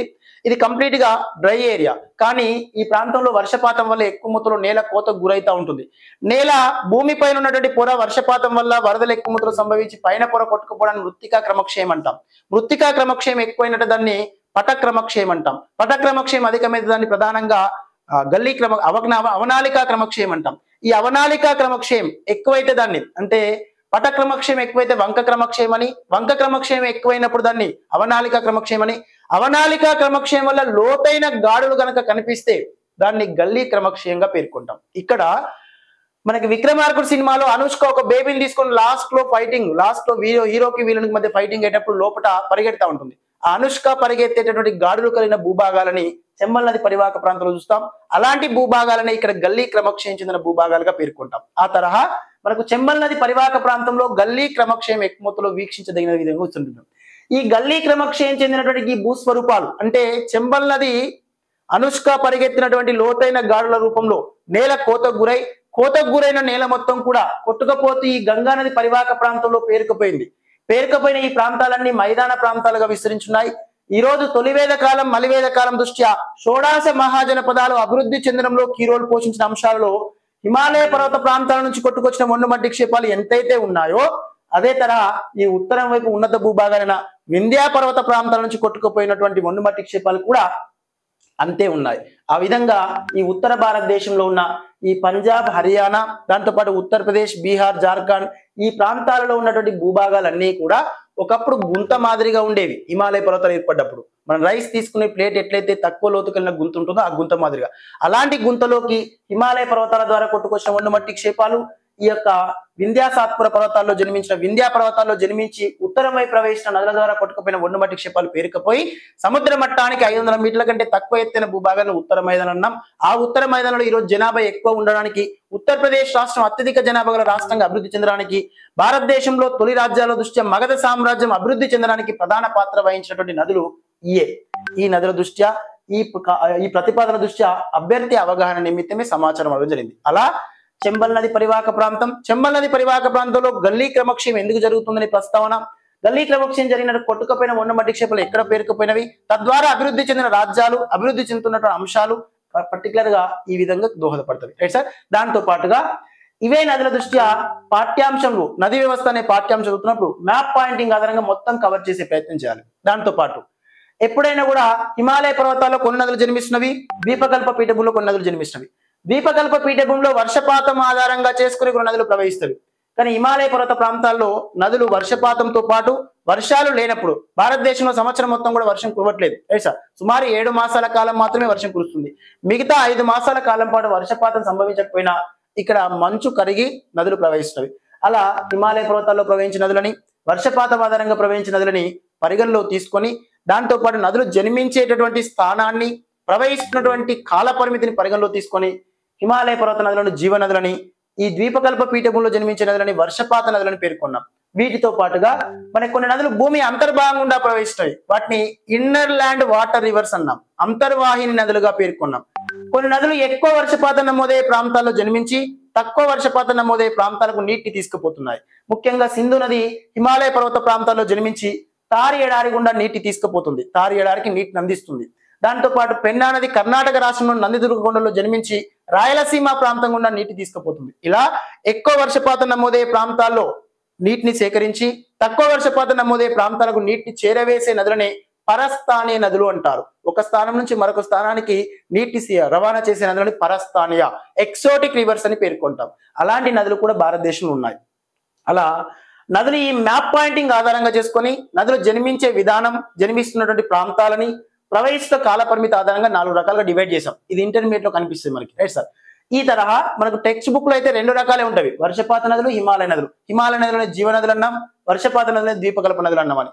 తర్వాత లాస్ట్ పాయింట్ లో భూమి అంతర్భాగం గుండా కొన్ని నదులు ప్రవేశించాయి, వాటిని అంతర్వాహి నదులని. కానీ ప్రాపర్ గా చూస్తే మొత్తం భారతదేశంలో నదులని జన్మస్థానాల ఆధారంగా, కాల పరిమితి ఆధారంగా 4 రకాలుగా డివైడ్ చేసాం. ఏంటో చూద్దాం. కానీ గమనించండి మిత్రమా, పాఠ్యాంశం నదీ వ్యవస్థ అనే పాఠ్యాంశం చదువుతున్నప్పుడు మాత్రం తప్పకుండా మ్యాప్ ను పక్కన పెట్టుకోవాలి, మ్యాప్ పాయింటింగ్ మొత్తం కూడా గమనించాలి. Right sir. ఇక్కడ ఉన్నత భూభాగాలు ఎక్కడ ఉన్నవి? హిమాలయ పర్వతాలకు దిగువ భాగం ఉన్న ప్రాంతాన్ని ఉత్తర మైదానాన్ని పేర్కొన్నాం. ఉత్తర మైదానాలకు దిగువ భాగాన వింధ్యా పర్వతాలు, సాత్పుర పర్వతాలు. సాత్పుర పర్వతాలు దక్షిణ వైపున ప్రాంతాన్ని దక్కన్ పీఠభూమి. ఈ దక్కన్ ప్లాట్యూ పశ్చిమ నుంచి తూర్పునకు వాలి ఉంది. తద్వారా ఇక్కడ ప్రవహించే నదులలో ప్రధానంగా తూర్పు వైపు ఎక్కువ నదులు ప్రవహించినవి, పశ్చిమ వైపు తక్కువ నదులు. పశ్చిమ వైపు ప్రవహించిన నదులు పగులు లోయల గుండా ప్రవహించినవి. ఇక పశ్చిమ కర్మలోనే ఎక్కువ నదులు జన్మిస్తున్నవి. కాబట్టి ఈ నదులు జన్మించే ప్రాంతాల దృష్ట్యా అవగాహన కలిగి ఉండాలి. Right sir. ఒకటి మ్యాప్ పాయింటింగ్ ఆధారంగా. రెండవది నది యొక్క జన్మస్థానం. నది యొక్క జన్మస్థానాన్ని పరిగణలో తీసుకోవాలి. జన్మస్థానం. Right sir. ఈ నది ఎక్కడ జన్మిస్తుందో జన్మస్థానాన్ని పరిగణలో తీసుకునే ప్రయత్నం చేయాలి. Right sir. రిమైనింగ్ నది జన్మించింది ఎక్కడ జన్మిస్తున్నాయి? భారతదేశంలో ప్రవహించిన నదులలో హిమాలయ పర్వతాల్లో జన్మించే నదులలో కైలాస పర్వత శ్రేణికి ఉత్తరం వైపు ఉన్నటువంటి మానస సరోవరం సరస్సుకి పశ్చిమాన గూర్తాంగుచు లేదా బొకారోచు అనే ప్రాంతం, గూర్తాంగుచు లేదా బొకారోచు అనే ప్రాంతం వద్ద సింధు నది జన్మిస్తుంది. తూర్పు వైపున షిమ్ యంగ్ డంగ్ అనే ప్రాంతం వద్ద బ్రహ్మపుత్ర నది జన్మిస్తుంది. ఉత్తరం వైపున అరుణ్ నది జన్మిస్తుంది. ఈ జన్మించేటటువంటి ప్రాంతాల దృష్ట్యా ఇవన్నీ టిబెట్ దేశంలో జన్మిస్తున్నాయి. టిబెట్ పొరుగు దేశంలో జన్మించి మన భారతదేశం గుండా ప్రవహిస్తూ పక్కన ఉన్నటువంటి భారతదేశం సమీపంలో అరేబియా సముద్రంలో తూర్పున ఉన్న బంగాళాఖాతంలో సంకలనం చెందుతున్నవి. Right sir. అలా ఈ జన్మించిన నదులు పొరుగు దేశంలో జన్మించి మన దేశం గుండా ప్రవహించినప్పుడు అవి మన దేశంలోకి ప్రవేశించే ప్రాంతాలను గుర్తుపెట్టుకోవాలి. ప్రవేశించే ప్రాంతం, ముఖ్యంగా ప్రవేశించే ప్రాంతం. ప్రీవియస్ స్టేట్ లో అడిగాడు ప్రశ్న, భారతదేశం గుండా ప్రధానంగా ప్రవహిస్తున్న ఎక్సోటిక్ రివర్ ఈ క్రింది ఏ ప్రాంతంలో ప్రవేశిస్తుంది అని. భారతదేశంలో ప్రధానంగా ప్రవేశించిన ఎక్సోటిక్ రివర్ ఏదై అంటే ఇండస్ రివర్, దీన్ని సింధు నది అన్నాం. ఎక్సోటిక్ రివర్ అంటే పరస్థాని నది అని అర్థం. Right sir. ఎక్కువ వర్షపాతం నమోదయ్యే ప్రాంతంలో జన్మించి తక్కువ వర్షపాతం నమోదయ్యే శుష్క ప్రాంతానికి నీటిని అందించే నదులని పరస్థాని నదులు అంటారు, ఎక్సోటిక్ రివర్స్ అంటాం. అలాంటి సింధు నది టిబెట్ దేశంలోని కైలాస పర్వతానికి ఉత్తరం వైపున మానస సరోవరం సరస్సు సమీపంలో ఉన్న 5180 మీటర్ల ఎత్తున్నటువంటి గూర్తాంగుచు లేదా బొకారోచు అనే ప్రాంతం వద్ద జన్మిస్తుంది. జన్మించిన ప్రాంతంలో దీన్ని సింగి కంబం అనే పేరుతో పిలిచారు. జన్మించిన ప్రాంతం నుంచి సుమారుగా భారతదేశంలోకి లడక్ అనే కేంద్రపాలిత ప్రాంతం వద్ద ఉన్నటువంటి లడక్ అనేటటువంటి కేంద్రపాలిత ప్రాంతం వద్ద భారతదేశంలోకి ప్రవేశిస్తున్నది. Right sir. ఈ భారతదేశంలోకి ప్రవేశించినటువంటి మన సింధు నది లడక్ అనే కేంద్రపాలిత ప్రాంతం కూడా 709 కిలోమీటర్ల పొడవుతో ప్రవహిస్తూ మనకి ప్రధానంగా దర్దిస్తాన్ అనే ప్రాంతం వద్ద పాకిస్తాన్ లోకి ప్రవేశించి ఈ పాకిస్తాన్ దేశం గుండా ప్రవేశిస్తూ అరేబియా సముద్రం వద్ద కరాచీ అనే ప్రాంతంలో సముద్రంలో సంకలనం చెందుతుంది. సింధు నది మొత్తం కూడా 2880 కిలోమీటర్ల పొడవు ప్రవహించిన భారతదేశంలో కేవలం 709 కిలోమీటర్లు మాత్రం లడక్ అనే కేంద్రపాలిత ప్రాంతం గుండా ప్రవేశిస్తుంది. వివరంగా డిస్కస్ చేద్దాం నెమ్మదిగా స్లోగా. కాకపోతే మీకు ఒక జస్ట్ క్లారిఫికేషన్ ఇస్తున్నా. ఇది ప్రవేశించే ప్రాంతం లడక్ అనే కేంద్రపాలిత ప్రాంతం. సింధు నది ఎన్ని రాజకీయ విభాగంలో ప్రవేశిస్తుంది? ప్రీవియస్ ప్రశ్న. కేవలం ఒకే రాజకీయ విభాగం. గతంలో జమ్మూ కాశ్మీర్ రాష్ట్రం అన్నాం, ఇప్పుడు లడక్ అనే కేంద్రపాలిత ప్రాంతం అంటున్నాం. సార్. రిమైనింగ్ ఇక్కడ తూర్పు వైపున షిమ్ యంగ్ డంగ్ అనే ప్రాంతం వద్ద జన్మిస్తున్నటువంటి మన యొక్క బ్రహ్మపుత్ర నది. ఈ బ్రహ్మపుత్ర నది జన్మస్థానం వచ్చి షిమ్ యంగ్ డంగ్. ఇది సముద్ర మట్టానికి ఎత్తు ఎక్కువగా ఉన్నప్పుడు ఎత్తైన ప్రాంతాల వద్ద జన్మించే నదిలో నీటికి వేగం ఎక్కువ ఉన్నప్పుడు కోతకు ఎక్కువ గురవుతుంది. ఎక్కువ నేల కోతకు గురైనప్పుడు అందులో పూటిక పేరుకపోతుంది. పూటిక ఎక్కువ పేరుకపోతే వరదలు ఎక్కువగా వస్తుంది. కాబట్టి ఈ బ్రహ్మపుత్ర నది ద్వారా భారతదేశంలో ఎక్కువగా వరదలు సంభవిస్తుంది. అందుకే భారతీయ నదుల దుఃఖదాయిని అన్నాం. సారో ఆఫ్ ఇండియన్ రివర్స్ గా పిలువబడుతున్న నది బ్రహ్మపుత్ర నది. Son of Brahmaputra. భారతదేశంలో బ్రహ్మపుత్ర నదికి పురుషుని పేరు పెట్టారు. స్త్రీలతో పోల్చుకుంటే పురుషుడు కొంచెం ఎక్కువ వినాశనానికి కారణమయ్యే అవకాశం ఉంటుంది గత పూర్వకాలంలో, వేదకాలం నాడు కానీ ఉపనిషత్తుల దృష్ట్యా. Right sir. సో ఇలా బ్రహ్మపుత్ర అనేది ఎక్కువ వరదలకు కారణమవుతున్నది. అలాంటి బ్రహ్మపుత్ర నదికి పురుషుని పేరు పెట్టడం ప్రధాన కారణం అది. సో దాంతో పాటు ఇక బ్రహ్మపుత్ర అనేటటువంటి పేరుతో పిలువబడుతున్నటువంటి ఈ యొక్క నది మనకి షిమ్ యంగ్ డంగ్ అనే ప్రాంతం వద్ద జన్మించి టాంగుపో లేదా సాంగుపో అనే ప్రాంతం గుండా సుమారు 640 కిలోమీటర్ల పొడవు హిమాలయ పర్వతాలకు సమాంతరంగా ప్రవహిస్తుంది. ప్రీవియస్ ప్రశ్న. హిమాలయ పర్వతాలకు సమాంతరంగా బ్రహ్మపుత్ర నది ఎన్ని కిలోమీటర్లు ప్రవహిస్తుంది అంటే 640 కిలోమీటర్లు. ఏ పేరుతో పిలువబడుతుంది అక్కడ అంటే టాంగుపో లేదా సాంగుపో అనే పేరుతో. తీరా ఇది బ్రహ్మపుత్ర నది అరుణాచల్ ప్రదేశ్ రాష్ట్రంలోని జీడే అనే ప్రదేశం వద్ద భారతదేశంలోకి ప్రవేశించి అరుణాచల్ ప్రదేశ్, అస్సాం రాష్ట్రాల గుండా ప్రధానంగా సుమారు 860 సో ఉపనదులను కలుపుకున్నట్టయితే 910 కిలోమీటర్ల పొడవుతో ప్రవహిస్తూ ఈ బ్రహ్మపుత్ర నది బంగ్లాదేశ్ లోకి ఎంటర్ అవుతుంది. బ్రహ్మపుత్ర నది బంగ్లాదేశ్ లో జమునా నది అన్నాం. అప్పటికే గంగా నది బంగ్లాదేశ్ లోకి ఎంటర్ అవుతుంది. గంగా నదిని బంగ్లాదేశ్ లో ప్రధానంగా చూస్తే పద్మా నది అన్నాం. పద్మా నది ప్లస్ జమునా నది రెండు కలిసిన తర్వాత గెలుండో అనే ప్రదేశం వద్ద మేఘనా అనే పేరుతోటి బంగాళాఖాతంలో కలుస్తుంది. ఈ తరహా బ్రహ్మపుత్ర నది యొక్క వరదల వల్ల అస్సాం రాష్ట్రంలో ఉన్నటువంటి కజిరంగా నేషనల్ పార్క్ వినాశనానికి ఎక్కువ మొత్తంలో కారణమవుతుంది. తద్వారా అస్సాం దుఃఖదాయిని, సారో ఆఫ్ అస్సాం గా పిలువబడుతున్నది బ్రహ్మపుత్ర నది. ఇలా బ్రహ్మపుత్ర నది ఎక్కడ ప్రవేశిస్తున్నది? అరుణాచల్ ప్రదేశ్ రాష్ట్రంలోని జీడే. ఈ జీడే అనే ప్రదేశం గుర్తుపెట్టుకోవాలి. అలా మన దేశంలోకి ప్రవేశించే ప్రాంతాన్ని గుర్తుపెట్టుకోవాలి. ఇది ప్రవహిస్తున్నటువంటి రాజకీయ విభాగాలు గుర్తుపెట్టుకోవాలి. ఎన్ని రాష్ట్రాల గుండా పోతుంది, ఎన్ని కేంద్రపాలిత ప్రాంతాల గుండా పోతుంది. ఈ నది ఒడ్డున ఉన్న ముఖ్య పట్టణాలను గుర్తుపెట్టుకోవాలి. నది ఒడ్డున ఉన్నటువంటి ముఖ్య పట్టణాలు. మరి ముఖ్య పట్టణాలు అన్ని అంటే అన్ని కాదు. మన ఎగ్జామ్కి 3 మాసాల ముందు లేదా 6 మాసాల ముందు, 1 సంవత్సరం ముందు బాగా పాపులారిటీ అయినటువంటి ప్రాంతమై ఉండాలి. ఇటీవల కాలంలో కుంభమేళ ఉత్సవాలు నిర్వహించబడ్డవి. 144 సంవత్సరాలకు ఒకసారి నిర్వహించబడుతున్న కుంభమేళ ఉత్సవాలు గంగా నది యొక్క ఒడ్డున ప్రధానంగా ప్రయాగ్రాజ్ అంటే గంగా యమున సరస్వతి నదుల యొక్క సంకలనమైన ప్రయాగ్రాజ్ వద్ద నిర్వహించబడ్డవి. Right sir.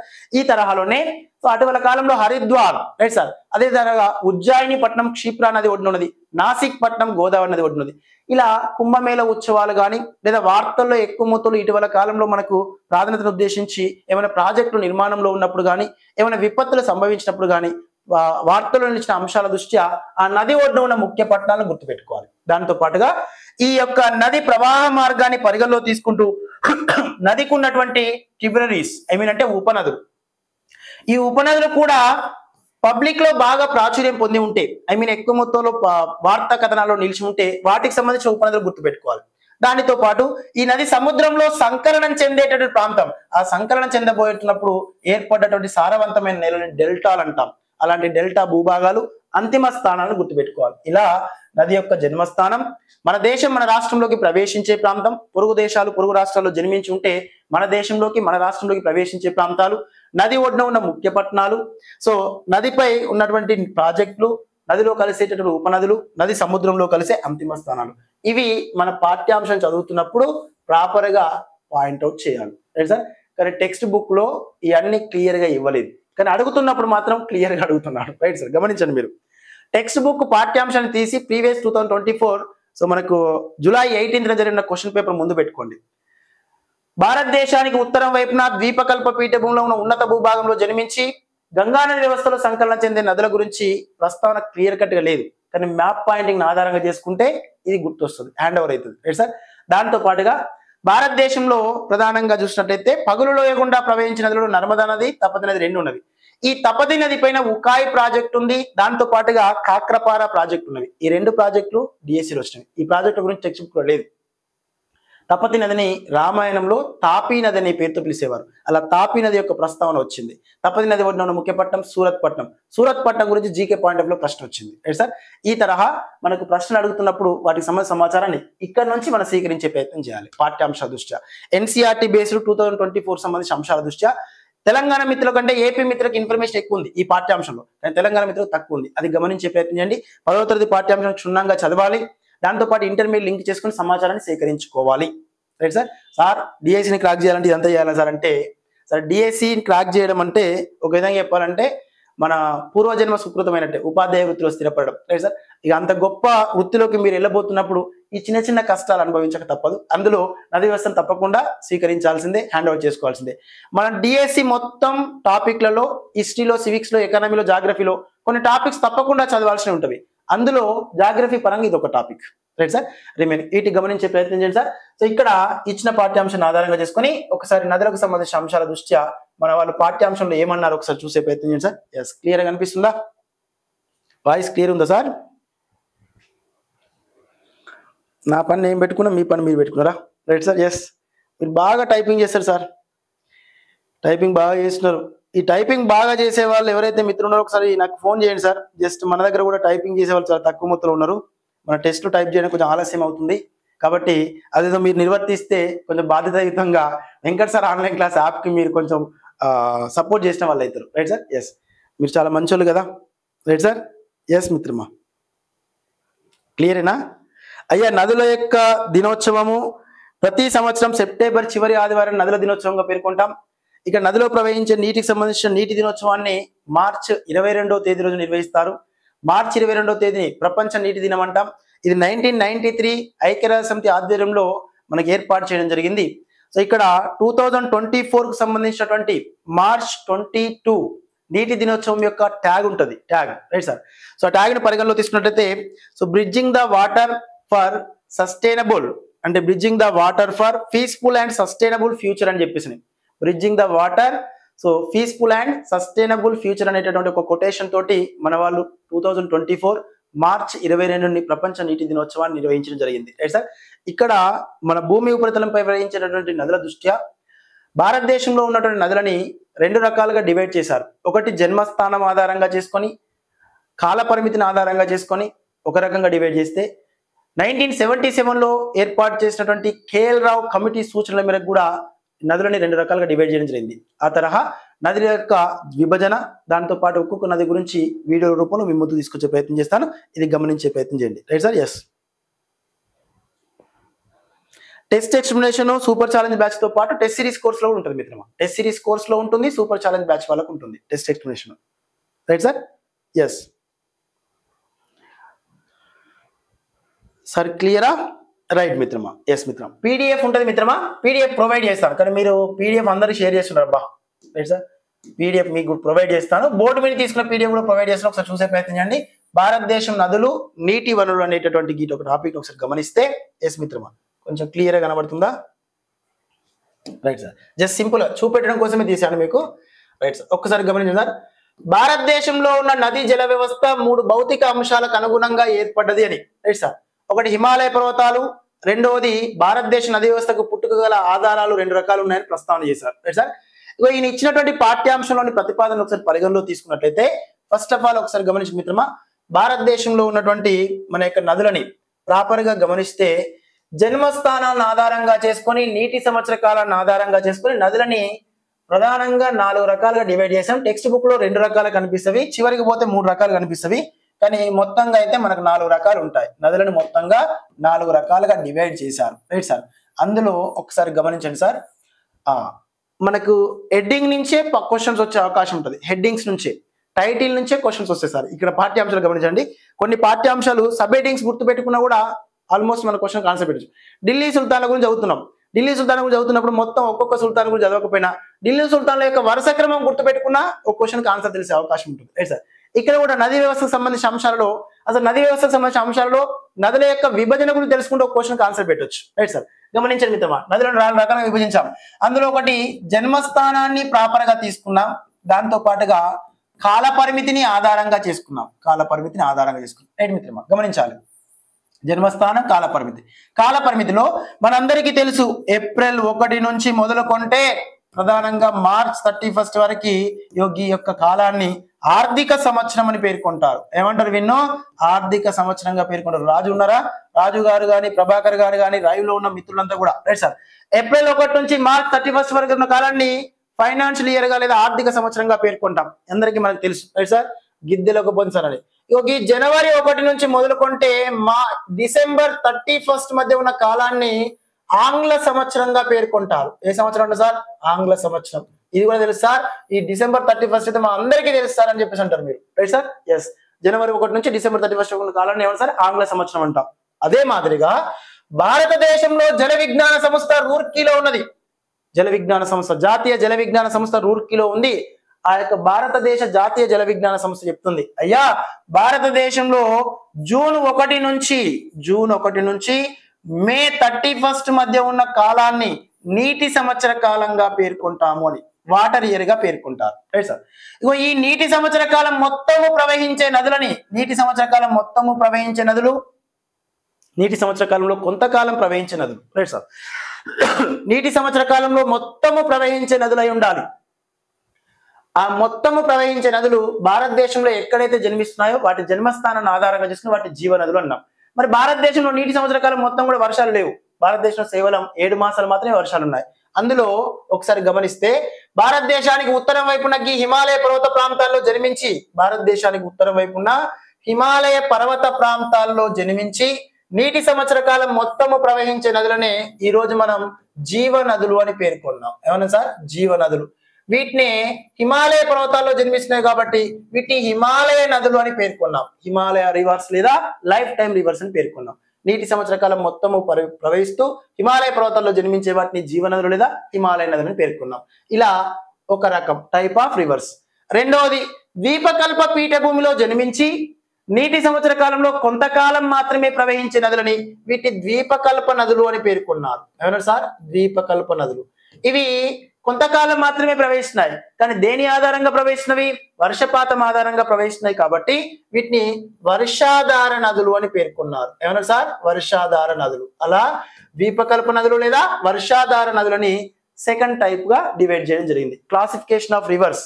సో ఇక్కడ గమనిస్తే ఒకటి జీవ నదులు లేదా హిమాలయ నదులు, రెండవది ద్వీపకల్ప నదులు లేదా వర్షాధార నదులు అని పేర్కొన్నాం. మూడవది భూమి అంతర్భాగం గుండా పోతున్నవి, అలాంటి వాటిని అంతర్వాహిని నదులు అని పేర్కొన్నారు. భూ అంతర్వాహిని నదులు లేదా ఇన్నర్ ల్యాండ్ వాటర్ రివర్స్ అని పేర్కొన్నారు. Inner land water reverse. మరికొన్ని నదులని ఎక్కువ వర్షపాతం నమోదయ్యే ప్రాంతంలో జన్మించి తక్కువ వర్షపాతం నమోదయ్యే ప్రాంతాలకు నీటిని రవాణా చేసే నదులని పరస్థానీయ నదులు అని పేర్కొన్నారు. వీటిని ఎక్సోటిక్ రివర్స్ అన్నారు. ఎక్సోటిక్ రివర్స్ లేదా పరస్థానీయ నదులు. Right sir. ఇలా మొత్తం భారతదేశంలో నదులని 4 రకాలుగా డివైడ్ చేశారు ప్రాపర్ గా. Right sir. కానీ మనకు టెక్స్ట్ బుక్ లో ఈ రెండింటి గురించి ఎక్కువ ప్రస్తావన ఉంటుంది. హిమాలయ నదులు, వాటిని జీవనదులు అంటాం, ద్వీపకల్ప నదులు, వీటిని వర్షపాత నదులు అంటాం. ఈ రెండింటి గురించి ప్రస్తావన ఉంటుంది. చివరగా కొంత ఇన్ఫర్మేషన్ ఇస్తాడు అంతర్వాహిని నదుల గురించి. ఉత్తర భారతదేశంలో గగ్గర్ నది, లూని నది, బాణి నది. మొన్న టెట్ లో వచ్చింది తెలంగాణ మిత్రులకి, ఏపీలో కూడా వచ్చింది ప్రధానంగా టెట్ లో. Right sir. తారి ఎడారి గుండా ప్రధానంగా ప్రవహించే నదిని లూని నది అని పేర్కొన్నాం. ఈ లూని నదిని భారతదేశంలో ఒక అంతర్వాహిని నదిగా పేర్కొంటాం. ఒక నది పర్వత ప్రాంతాలు, కొండ ప్రాంతాల్లో జన్మించి సముద్రంలో సంకలనం చెందకుండా మధ్యలోనే ఏదైనా ఒక సరస్సులో కానీ ఏదైనా ఒక విశాలవంతమైన భూభాగంలో అంతర్లీనమైపోతే వాటిని అంతర్వాహిని నదిగా పేర్కొనొచ్చు. Right sir. ఆ తరహా భూ అంతర్వాహిని నదులని, ఎక్సోటిక్ రివర్స్ అని, ద్వీపకల్ప నదులని, జీవనదులని పేర్కొన్నాం. కానీ మొన్న రీసెంట్ డిఎస్సిలో ఒక ప్రశ్న వచ్చింది. Right sir. సో మీరు ఒక రెస్పాన్స్ షీట్ ఓపెన్ చేస్తే తెలంగాణ మిత్రులకు కనిపిస్తాయి మిత్రమా. సో డేట్ అంత గుర్తులేదు, మామూలుగా 29th రోజు అనుకుంటా, జూలై 29th రోజు అనే సెగ్మెంట్లో వచ్చింది. ఈ మొత్తం నదులలో తక్కువ వయసున్న నదులేవి, ఎక్కువ వయసున్న నదులేవి. Right sir. అందులోనే పూర్వవర్తిత్వ రకానికి చెందిన నదులేవి, అంతర్వర్తిత్వ రకానికి చెందిన నదులు ఏవని. Right sir. అంతర్వర్తిత్వ, పూర్వవర్తిత్వ, తక్కువ వయసున్నవి, ఎక్కువ వయసున్నవి అని ప్రస్తావన చేశాడు. గమనించాలి మిత్రమా. హిమాలయ పర్వతాలు అనేవి అంటే మన భారతదేశం యొక్క నైసర్గిక స్వరూపాన్ని 6 భాగాలుగా డివైడ్ చేశాం కదా. లాస్ట్ టైం ప్రీవియస్ క్లాస్ లో మీకు ఒక వీడియో కూడా అప్లోడ్ చేశాను, మన క్లాస్ లో డిస్కస్ చేశాం. హిమాలయ పర్వతాలని భారతదేశం యొక్క మొత్తం నైసర్గిక స్వరూపాన్ని 6 భాగాలుగా డివైడ్ చేశాం. 6 భాగాలు ఉన్నవి. ఏంటి సార్? నైసర్గిక స్వరూపం. ఈ నైసర్గిక స్వరూపంలో అంటే ఫిజికల్ సెట్టింగ్స్ ఆఫ్ ఇండియాలో ప్రధానంగా గమనిస్తే ఒకటి హిమాలయ పర్వతాలు. Right sir. హిమాలయ పర్వతాలు. రెండోది ఉత్తర మైదానాలు, వీటిని బృహత్తర మైదానాలు అంటాం. వీటిని గంగా, సింధు, బ్రహ్మపుత్ర మైదానం అంటాం. మూడవది ద్వీపకల్ప పీఠభూమి, పెనిన్సులన్ ప్లాట్యూ అన్నాం. Right sir. నాలుగవది గమనిస్తే తీర ప్రాంతాలు, కోస్టల్ ప్లేన్స్, తీర ప్రాంతాలు అన్నాం. ఐదవది గమనిస్తే ఎడారులు అన్నాం. Right sir. ఈసారి మీరు డిఎస్సి క్రాక్ చేయకపోతే మీ అందరిని ఇక్కడ తీసుకోవద్దు. Right sir. Next 6th one గమనిస్తే దీవులు అని పేర్కొన్నాం. ఏమన్నా సార్? దీవులు. ఇలా 6 భాగాలు ఉన్నాయి. ఈ 6 భాగాలలో అత్యంత వయసు ఉన్నటువంటి భూభాగం, రైట్ సార్, మన భారతదేశం యొక్క మొత్తం భూభాగంలో అత్యధిక వయసున్న భూభాగం ద్వీపకల్ప పీఠభూమి. Right sir. కాబట్టి ద్వీపకల్ప పీఠభూమిలో ప్రవహించే నదులు కానీ ద్వీపకల్ప పీఠభూమిలో జన్మించి ప్రవహిస్తున్న నదులన్నీ కూడా ఎక్కువ వయసున్నవి అని అర్థం. Right sir.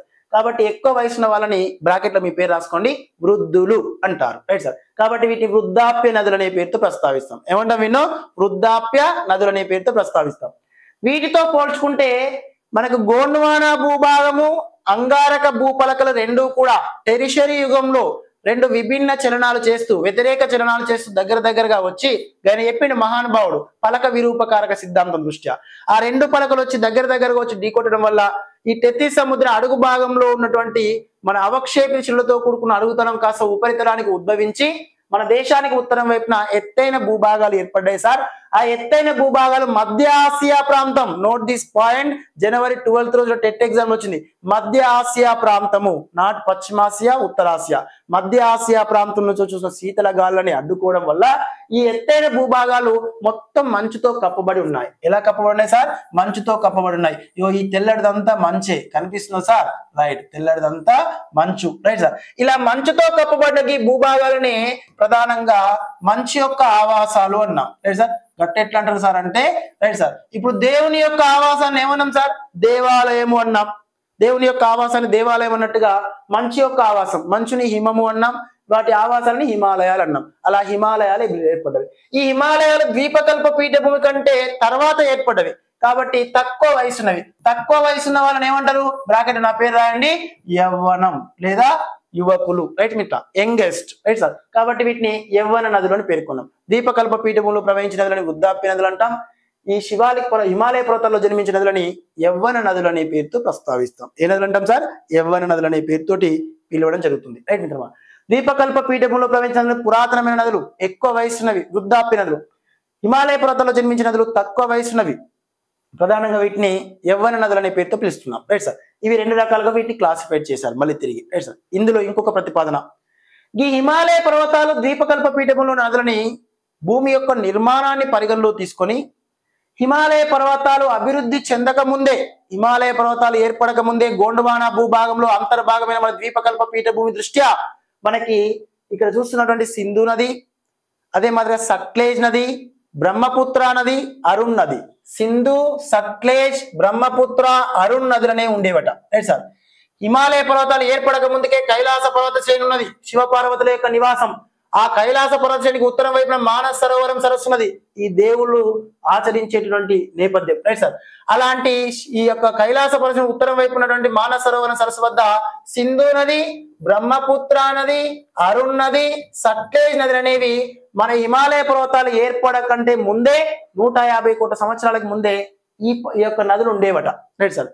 కాబట్టి ఈ నదులని హిమాలయ పర్వతాల కంటే పూర్వమే ఉన్న నదులు కాబట్టి వీటిని హిమాలయ పర్వత పూర్వవర్తిత్వ నదులు అన్నాం. ఈ నదులు ఉన్న తర్వాత ఈ భూభాగాలు కాస్త ఉద్భేదనం జరిగి మనకి ఈ భూస్వరూపాలని హిమాలయ పర్వతాలకు అవతలి వైపున ఉత్తరం వైపున అభివృద్ధి చెందాయి. తద్వారా హిమాలయ పర్వతాల కంటే పూర్వమే ఉన్న నదులని పూర్వవర్తిత్వ రకానికి చెందిన నదులని పేర్కొంటాం. తదుపరి తర్వాత హిమాలయ పర్వతాలు ఏర్పడిన తర్వాత మంచు కరిగి గంగా నది వాటి జీవనదులు, ఉపనదులు, గంగా నది వాటి యొక్క ఉపనదులు, బ్రహ్మపుత్ర నదికి సంబంధించిన కొన్ని ఉపనదులు, ఇవి ప్రధానంగా జన్మిస్తూ ప్రవేశించినవి. వీటిని హిమాలయ పర్వతాలు అభివృద్ధి చెందిన తర్వాత ఏర్పడి ప్రవేశిస్తున్నాయి కాబట్టి వీటిని అంతర్వర్తిత్వ నదులని పేర్కొన్నాం. హిమాలయ పర్వతాల కంటే పూర్వమే ఉంటే వాటిని పూర్వవర్తిత్వ నదులు అంటాం, తర్వాత ఉంటే వాటిని అంతర్వర్తిత్వ నదులుగా పేర్కొంటాం. Right sir. ఎస్.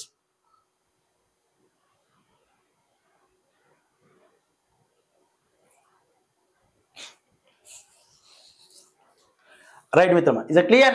రైట్. ఈ తరహా మనకి హిమాలయ నదులు వీటిని ప్రధానంగా పూర్వవర్తిత్వ నదులు, అంతర్వర్తిత్వ నదులుగా క్లాసిఫై చేసాం. హిమాలయ నదుల జీవనదులని పేర్కొన్నాం, యంగెస్ట్ రివర్స్ అని పేర్కొన్నాం. ద్వీపకల్ప నదులని ప్రధానంగా వృద్ధాప్య నదులు లేదా పురాతన నదులను పేర్కొన్నాం. మొత్తం భారతదేశ నదులను 4 రకాలు డివైడ్ చేసాం. అందులో హిమాలయ నదులు తిరిగి మళ్ళీ సింధు నది వ్యవస్థ, గంగా నది వ్యవస్థ, బ్రహ్మపుత్ర నది వ్యవస్థలుగా డివైడ్ చేసాం. సో ఇక్కడ జీవనదులకు సంబంధించి హిమాలయ నదులకు సంబంధించి ప్రశ్నలు లేకుండా ప్రశ్నపత్రం ఉండట్లేదు కాబట్టి పర్టికులర్ గా క్షుణ్ణంగా అబ్జర్వేషన్ లో తీసుకోవాలి. మ్యాప్ పక్కన పెట్టుకొని జన్మించే స్థానం నుంచి అంతమయ్యే స్థానం వరకు ఒకసారి మ్యాప్ లో చూసుకుంటూ తర్వాత చదివే ప్రయత్నం చేయండి. ప్రాపర్ గా హ్యాండ్ ఓవర్ అవుతుంది. Right sir. రిమైనింగ్ ఇదే తరహాలో ఉన్న ఈ నదులని తిరిగి మన వాళ్ళు మళ్ళీ 1977లో 1977 సంవత్సరంలో కేఎల్ రావు కమిటీని నియమించారు. కేఎల్ రావు కమిటీ. ఈయన అయ్యా దేశ భూభాగంలో జనాభా రోజు రోజుకి పెరుగుతుంది, కానీ నీటి యొక్క వినియోగం అనేది కూడా పెరుగుతుంది, కానీ నీటి లబ్ధి అనేది తక్కువ అవుతుంది. మరి ఎంతవరకు నీటి లబ్ధి తగ్గుతుంది, ఎంతవరకు నీటి లబ్ధి పెరుగుతుంది, అంటే నీటి యొక్క వినియోగం పెరుగుతుంది, నీటిని ఏ విధంగా మనం సంరక్షించుకోవాలనే నేపథ్యాన్ని పరిగణలో తీసుకొని జాతీయ జల విజ్ఞాన సంస్థ అంటే అప్పుడు జాతీయ జల విజ్ఞాన కేంద్రం ఏదైతుందో అది కేంద్ర జలవనరుల శాఖ మంత్రి ఆధ్వర్యం ఉండేది. అప్పటి వరకు ఏర్పడలేదు. కేంద్ర జలవనరుల మంత్రిత్వ శాఖ ఆధ్వర్యంలో వాళ్ళ సూచనల మేరకు కేఎల్ రావు కమిటీని నిర్మించుకున్నారు. కేఎల్ రావు కమిటీ చెప్పింది, అయ్యా భారతదేశంలో రోజు రోజుకి జనాభా పెరుగుతుంది, అప్పటికే 1971 జనాభా లెక్కలను ఆధారంగా చేసుకుని నియోజకవర్గాల పునర్విభజన చేసుకున్నాం. Right sir.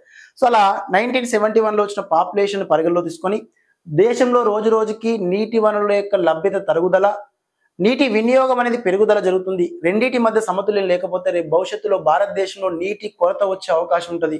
మరి భారతదేశంలో నదుల ద్వారా నీరు ఏ విధంగా లబ్ధి చేకూరుతుందనే విషయం తెలుసుకోవడం కోసం దేశంలో నదులని వాటి యొక్క పరివాహక ప్రాంతాన్ని ఆధారంగా చేసుకొని 3 రకాలుగా డివైడ్ చేశారు. ఎన్ని రకాలు డివైడ్ చేశారు సార్?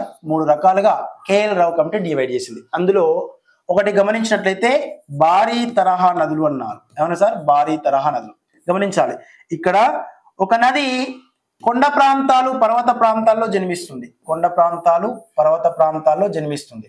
ఈ జన్మించినటువంటి ప్రాంతం గుండా మనకి నది జన్మించిన తర్వాత చిన్న చిన్న అంటే రీల్స్ రూపంలో చిన్న చిన్న పాయల రూపంలో నది జన్మించి ఒక పెద్ద పాయగా మారుతుంది. ఈ పెద్ద పాయగా ప్రవహించిన ఈ నది ప్రధానంగా మైదాన ప్రాంతంలోకి ప్రవేశించి ఇలా ప్రయాణిస్తున్నప్పుడు దీనిలో ఒండుమట్టి క్షేపాలు ఎక్కువైన తర్వాత ఈ నది చీలికలుగా విడిపోయి తిరిగి సముద్రంలో సంకలనం చెందుతుంది. Right sir. ఇలా సముద్రంలో కలుస్తుంది ఓవరాల్ గా నది ప్రవాహ మార్గం.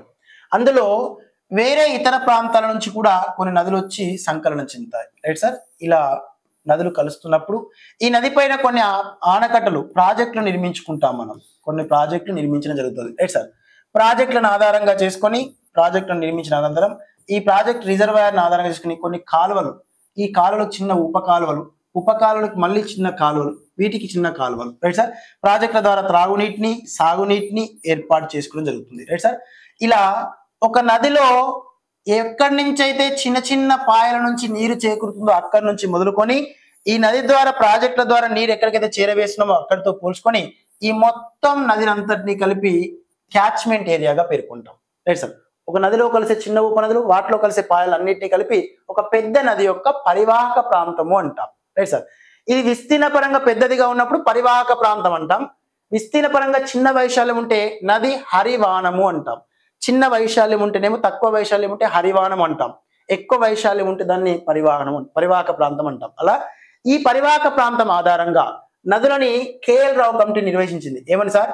ఏదైనా ఒక నది పరివాహక ప్రాంతం 20,000 చదరపు కిలోమీటర్ల కంటే ఎక్కువగా ఉంటే వీటిని భారీ తరహా నదులుగా పేర్కొంటారు అని. Right sir.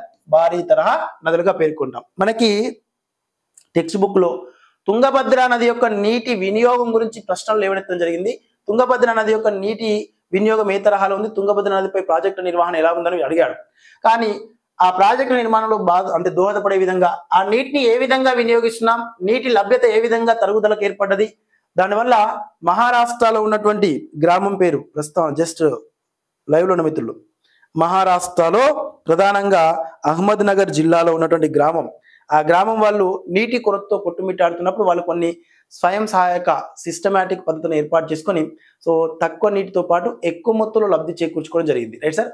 ఈ తరహా ఇక్కడ కేఎల్ రావు కమిటీ చెప్తుందన్నమాట, జనాభా పెరిగినప్పుడు ఏ విధంగా పరిణామాలు ఏర్పడతాయి. దాని దృష్ట్యా కేఎల్ రావు కమిటీ చెప్పింది భారతదేశంలో 3 రకాల నదులు ఉన్నవి. ఏ నది పరివాహక ప్రాంతం అయితే 20,000 చదరపు కిలోమీటర్ కంటే ఎక్కువ ఉంటే వాటన్నిటి భారీ తరహా నదులని పేర్కొంటాం. వీటి ద్వారా 85% నీరు రవాణా చేయబడుతుందయ్యే భారతదేశంలోని ప్రస్తావన చేసింది. ఏ నది పరివాహక ప్రాంతం అయితే మనకి 2,000 చదరపు కిలోమీటర్ల నుంచి 20,000 చదరపు కిలోమీటర్ల మధ్య పరివాహక ప్రాంతాన్ని కలిగి ఉన్నాయో వీటిని మధ్య తరహా నదులుగా పేర్కొంటామని ప్రస్తావన చేసింది. Right sir. ఏ నది పరివాహక ప్రాంతం అయితే 2,000 చదరపు కిలోమీటర్ కంటే తక్కువ పరివాహక ప్రాంతం ఉంటాయో వీటిని చిన్న తరహా నదులుగా పేర్కొంటామని ప్రస్తావన చేసింది. అలా పరివాహక ప్రాంతం ఆధారంగా నదులని చిన్న తరహా, పెద్ద తరహా, మధ్య తరహా నదులుగా పేర్కొనడం జరిగింది. Right sir. ఇందులో మధ్య తరహా నదులు సుమారు 7% నీటి ట్రాన్స్పోర్ట్ చేస్తే చిన్న తరహా నదులు సుమారుగా 8% నీటి ట్రాన్స్పోర్ట్ చేస్తున్నవి. ఈ తరహా కేఎల్ రావు కమిటీ 3 రకాల డివైడ్ చేసింది. జన్మస్థానం కాల పరిమితిని ఆధారంగా చేసిన భారతదేశ నదులని ప్రధానంగా 4 రకాలు డివైడ్ చేసాం. అందులో టెక్స్ట్ బుక్ లో హిమాలయ నదుల గురించి, అదే తరహాలోనే మనకి ద్వీపకల్ప నదుల గురించి ప్రస్తావన ఉంది. ఆ ప్రస్తావన దృష్ట్యా ఒకసారి గమనిస్తే మనం చెప్తాం, భారతదేశంలో నదీ వ్యవస్థలు ఏర్పడిన విధానం దృష్ట్యా భారతదేశ నదీ జల వ్యవస్థ 3 భౌతిక అంశాలకు అనుగుణంగా ఏర్పడ్డది. అందులో ఒకటి హిమాలయాలు. ఈ హిమాలయాలతో పాటు ద్వీపకల్ప పీఠభూమి, సింధు గంగా మైదానం, ఈ ప్రాంతాల దృష్ట్యా భారతదేశ నది వ్యవస్థ పుట్టుక ఆధారంగా 2 రకాలు ఉన్నవి. ఒకటి హిమాలయ నదులు, రెండోది ద్వీపకల్ప నదులని పేర్కొన్నాం. Right sir. ఒకటి హిమాలయ నదులనే ప్రస్తావన తీసుకొచ్చారు, 2 ద్వీపకల్ప నదులు. అందులో హిమాలయ నదుల యొక్క లక్షణాలు, ప్రీవియస్ ఇంపార్టెంట్ ప్రశ్న మిత్రమా, so most very very important. Himalaya నదుల యొక్క లక్షణాలు చెప్తున్నాడు. ఎత్తైన ప్రాంతాల్లో జన్మిస్తున్నాయి కదా, నీటి సంవత్సర కాలం మొత్తం ప్రవహిస్తున్నాయి కదా. ఇందులో ప్రవహించే ముఖ్యమైన నదులు గంగా నది, సింధు నది, బ్రహ్మపుత్ర, వాటి యొక్క ఉపనది వ్యవస్థలు. అందుకే వీటి గంగా నది యొక్క వ్యవస్థగా పేర్కొన్నాం. అదే తరహాలోనే బ్రహ్మపుత్ర నది వ్యవస్థ. హివారే బజార్ గ్రామం, ఎస్ మిత్రమా, హివారే బజార్ గ్రామం సంబంధించిన అంశాలలో వాళ్ళు ఎలాంటి నియమ నిబంధనలు పరిగణలో తీసుకున్నారో ఆ నియమ నిబంధనల నుంచి ప్రశ్నలు వస్తాయి. అది గమనించే ప్రయత్నం చేయండి. Right sir. రిమైనింగ్ ఇవి హిమాలయ పర్వత ప్రాంతాల్లోనే పుడుతున్నవి, అన్ని హిమాలయాలోనే పుట్టిన ప్రధానమైన ప్రాంతాల గుండా కొన్ని సమాంతరంగా పర్వత ప్రాంతాలకు సమాంతరంగా ప్రవేశించినవి. బ్రహ్మపుత్ర నది జన్మించిన స్థానం నుంచి 640 కిలోమీటర్లు సమాంతరంగా ప్రవహిస్తుంది, త్యాంగుపు లేదా సాంగుపు అనే పేరుతోటి. నెక్స్ట్ ఇవి వియాకారపు లోయలను ఏర్పరుస్తవి. హిమాలయ నదులన్నీ కూడా జీవనదులుగా పిలువబడుతున్నవి. ఏ నదులుగా సార్? జీవనదులుగా పిలువబడుతుంది. ఈ నదులు ప్రధానంగా ఉత్తర మైదానాలు ఏర్పడడానికి కీ రోల్ పోషించినవి. ఈ నదుల గుండా నౌకాయానం అనేది సునాయాసంగా ఉంటుంది. Right sir. నేషనల్ వాటర్ వే 1 గంగా నది వ్యవస్థలో ఉంటుంది, నేషనల్ వాటర్ వే 2 బ్రహ్మపుత్ర నది వ్యవస్థలో ఉంటుంది. అలా ఈ హిమాలయ నదుల ద్వారా ఎక్కువ మొత్తంలో రవాణా వ్యవస్థ కూడా అభివృద్ధి చెందుతుంది. వియాకారపు లోయలు ఎక్కువగా ఏర్పడతా ఉంటవి, రైట్ సార్. ఇక్కడ గార్జెస్ అధిక మొత్తంలో అభివృద్ధి చెందుతూ ఉంటవి. ఈ సంవత్సరం మొత్తం ప్రవహించే నదులని జీవనదులు అనే పేరుతో ప్రస్తావన చేస్తాం. అలా ఏర్పడ్డటువంటి హిమాలయ నదిలో ఫస్ట్ వన్ సింధు నది, దాని యొక్క వ్యవస్థ గురించి చర్చించాలి. ఈ సింధు నది వ్యవస్థ గురించి ప్రస్తావన చేయాలి. సింధు నది వ్యవస్థ, రైట్ సార్. నెక్స్ట్ అదే తరహాలోనే గంగా నది వ్యవస్థ, గంగా నది వ్యవస్థ, తర్వాత బ్రహ్మపుత్ర నది వ్యవస్థ, రైట్ సార్. ఈ 3 నదుల నుంచి తప్పకుండా ఒక ప్రశ్న రైజ్ అవుతుంది, రైట్ సార్. డిఎస్సి విషయంలో టెట్లో చెప్పవలసిన లేదు, రైట్ సార్. కాబట్టి గమనించండి. కొంచెము వీడియో నచ్చినట్లయితే పాఠ్యాంశం ఇంకా మీకు ఎక్కువ మొత్తంలో ఏమైనా లోపాలు ఉంటాయి, ఐ మీన్ అంటే స్లో అవ్వడం కానీ స్పీడ్ అవ్వడం కానీ ఏమైనా ఉంటే చిన్న కామెంట్ చేయండి. పాఠ్యాంశం వింటున్నప్పుడు దానికి అనుగుణంగా మనం ముందుకు వెళ్ళే ప్రయత్నం చేద్దాం. మీరు ఎలా చెప్తే అలా ముందుకు వెళ్దాం. కానీ మొత్తం మీనైతే ప్రాపర్గా మనం అందించేటువంటి గైడెన్స్లో కొంతవరకు మీకు యూజ్ అయితే ఒక నేపథ్యంతో ఏర్పాటు చేసాం వ్యవస్థని. కాబట్టి పరిగణలో తీసుకోండి. చిన్న లైక్ చేయండి, మీకు తెలిసిన మిత్రులకు తెలిసిన ఫ్రెండ్స్కి చెప్పండి. ప్లే స్టోర్కి వెళ్ళి Venkat sir online class app download చేసుకోండి. యాప్లో ఉన్న ప్రతి కోర్సు, మీరు పొందే ప్రతి కోర్సు మిమ్మల్ని మీ విజయానికి దగ్గర చేస్తుంది. అందులో మీరు పొందుతున్న ప్రతి కోర్సు వల్ల మీ విజయం తథ్యం. కారణం దాని మీద పెడుతున్న ఎఫర్ట్ అలాంటిది, రైట్ సార్. కానీ గమనించండి మిత్రమా, రేపు సోషల్ మెథడాలజీ క్లాస్ ఉంటుంది, తర్వాత పిఐ క్లాస్ ఉంటుంది, సూపర్ ఛాలెంజ్ బ్యాచ్లో లైవ్ అండ్ రికార్డ్ క్లాసెస్ ఉంటాయి. ఇవన్నీ రిసీవ్ చేసుకునే ప్రయత్నం చేయండి, right sir. Yes.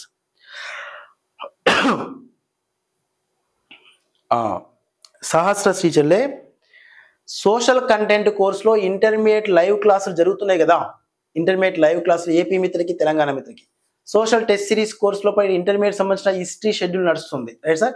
Remaining PI కోర్సులో పిఐ, మెథడాలజీ కోర్సులో మెథడాలజీ లైవ్ క్లాసెస్ సార్ వాళ్ళు ఇచ్చిన షెడ్యూల్ ప్రకారంగా వీక్లీ 2 డేస్ ఉంటుంది. సూపర్ ఛాలెంజ్ బ్యాచ్లో ఇవన్నీ కంటిన్యూషన్లో ఉంటాయి, రైట్ సార్. ఎస్పెషల్లీ, రైట్ మిత్రమా.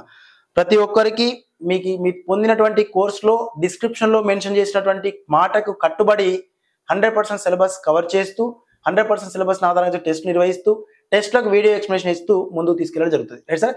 కానీ గమనించాలి మిత్రమా, సమయ భావన కొంచెం వెనుక ముందు అయినా కూడా మొత్తం మీనైతే అద్భుతంగా మీకు హ్యాండ్ ఓవర్ చేస్తాం.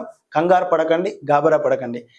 కంగారు పడితే కాన్సన్ట్రేషన్ లెవెల్స్ తగ్గుతాయి. కాబట్టి కొంచెం నిదానంగా ముందుకెళ్ళే ప్రయత్నం చేద్దాం, రైట్ మిత్రమా. డిఎస్సి నోటిఫికేషన్ పరిగణలో తీసుకొని వాళ్ళ వార్తా కథనాలను పరిగణించుకొని మీరు కంగారు పెట్టే ప్రయత్నం చేయొద్దు దయచేసి, రైట్ సార్. మీకు చెప్పిన ప్రతిపాదన, చెప్పిన మాటకు కట్టుబడి 100కి 100% పూర్తి చేస్తాం అన్నీ కూడా, రైట్ మిత్రమా. ఓకేనా. Thank you sir.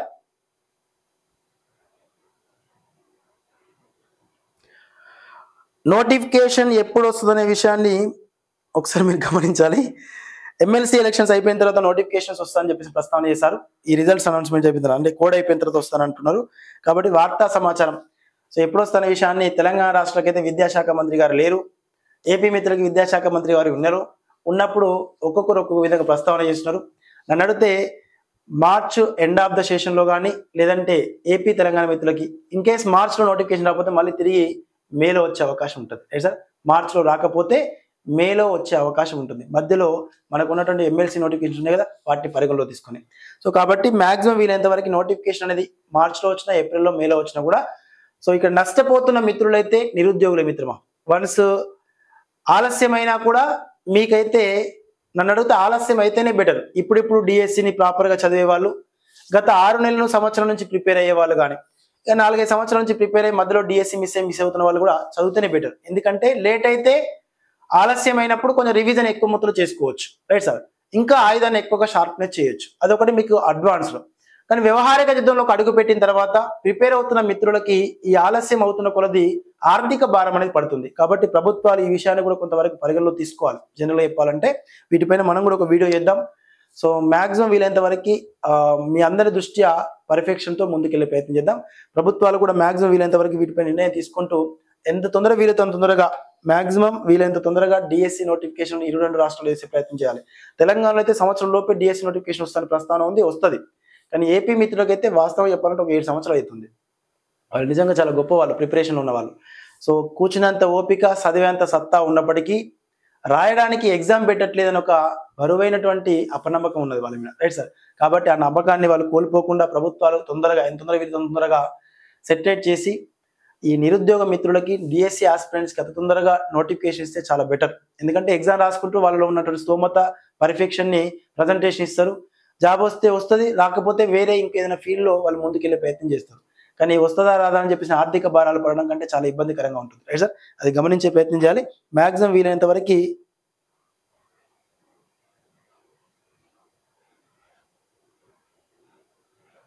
తప్పకుండా బాలు సార్, ఎస్ మిత్రమా,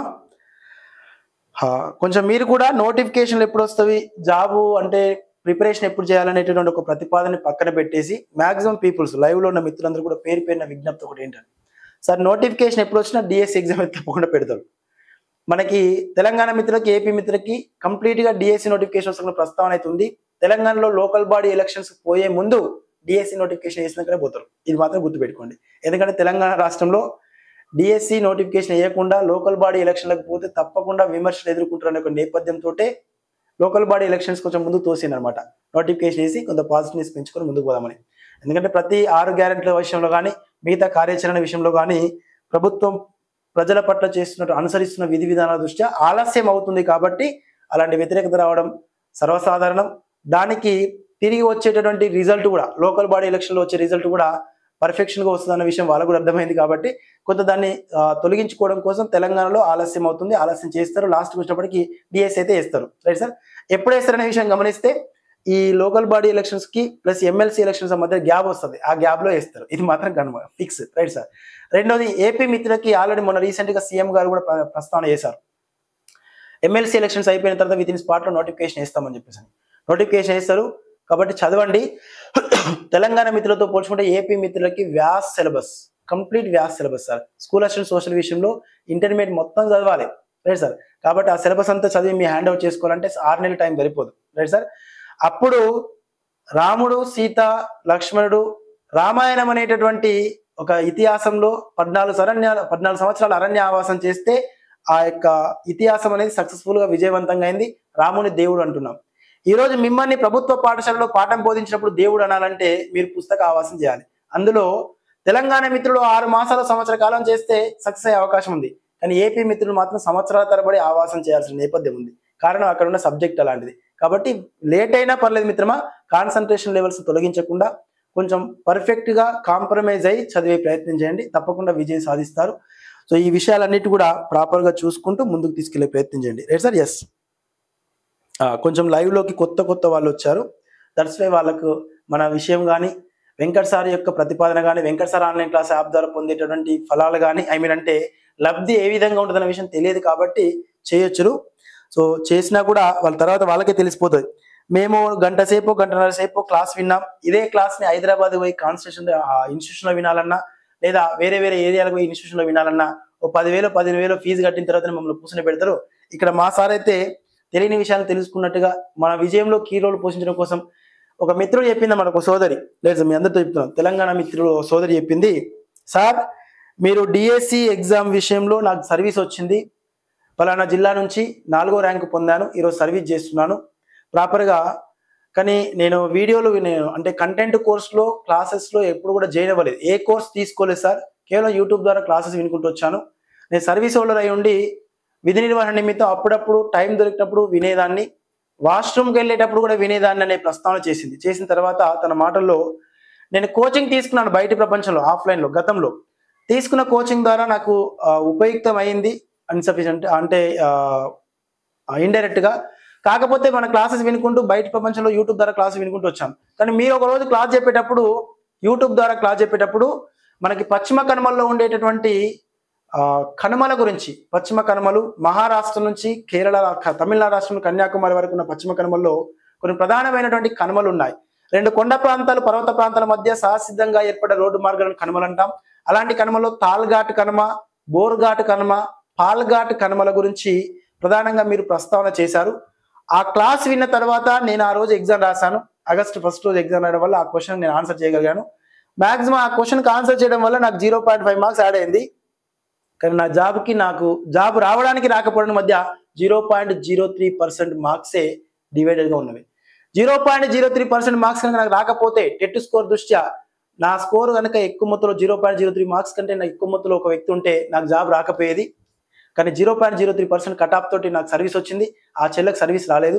అందులో ఈ ఒక్క క్వశ్చన్ అనేది ఆ రోజు యూట్యూబ్ ద్వారా వినడం వల్ల నేను ఆన్సర్ పెట్టాను, నాకు ఎక్కడ దొరకలేదు ఆ క్వశ్చన్ సంబంధించిన సమాచారం, రైట్ సార్. అలా సర్వీస్ ని జీవితాన్ని మార్పులు చేర్పులకు లోన్ చేయడంలో మనకి ఇట్లాంటి వ్యవస్థ అంటే సోషల్ మీడియా వ్యవస్థ అనేది మీకు ఎక్కువ మొత్తంలో కీ రోల్ పోషించే అవకాశం ఉంటుంది. కాబట్టి మాక్సిమం వీలైనంత వరకు వినండి.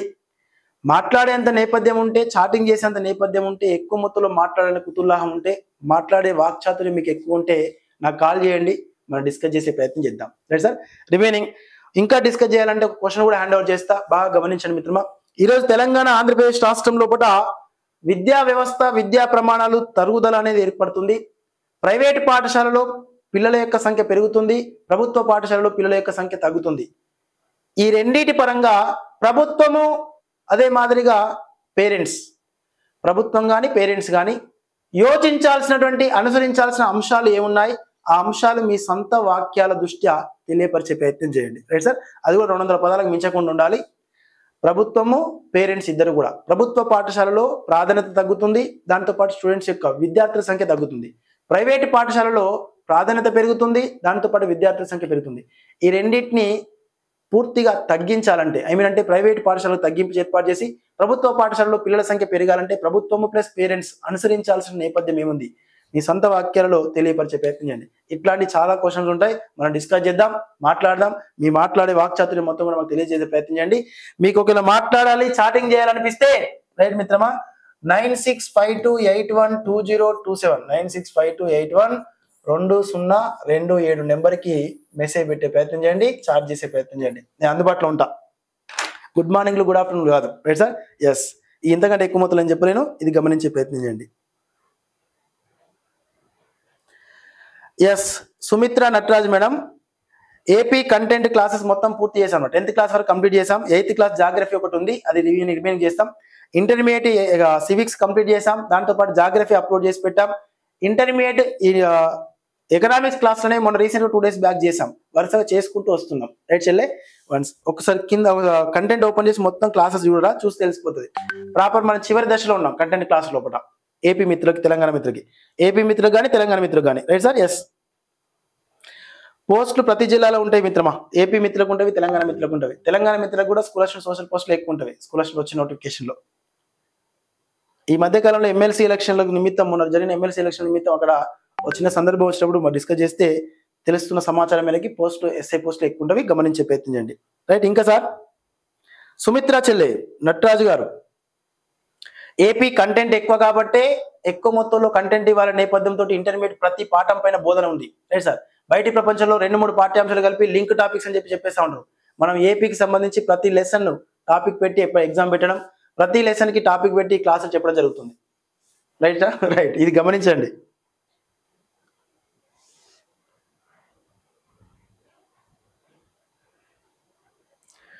హిస్టరీ వచ్చేటప్పటికి మీకు గమనించాలి, ఇంటర్మీడియట్ హిస్టరీ తెలంగాణ మిత్రులు కానీ ఏపీ మిత్రులు కానీ మీకు ప్రస్తావన చేశాను. చెల్లె నటరాజ్, సుమిత్ర నటరాజ్ చెల్లె నీకు గ్రూప్ లో కూడా పెట్టాను.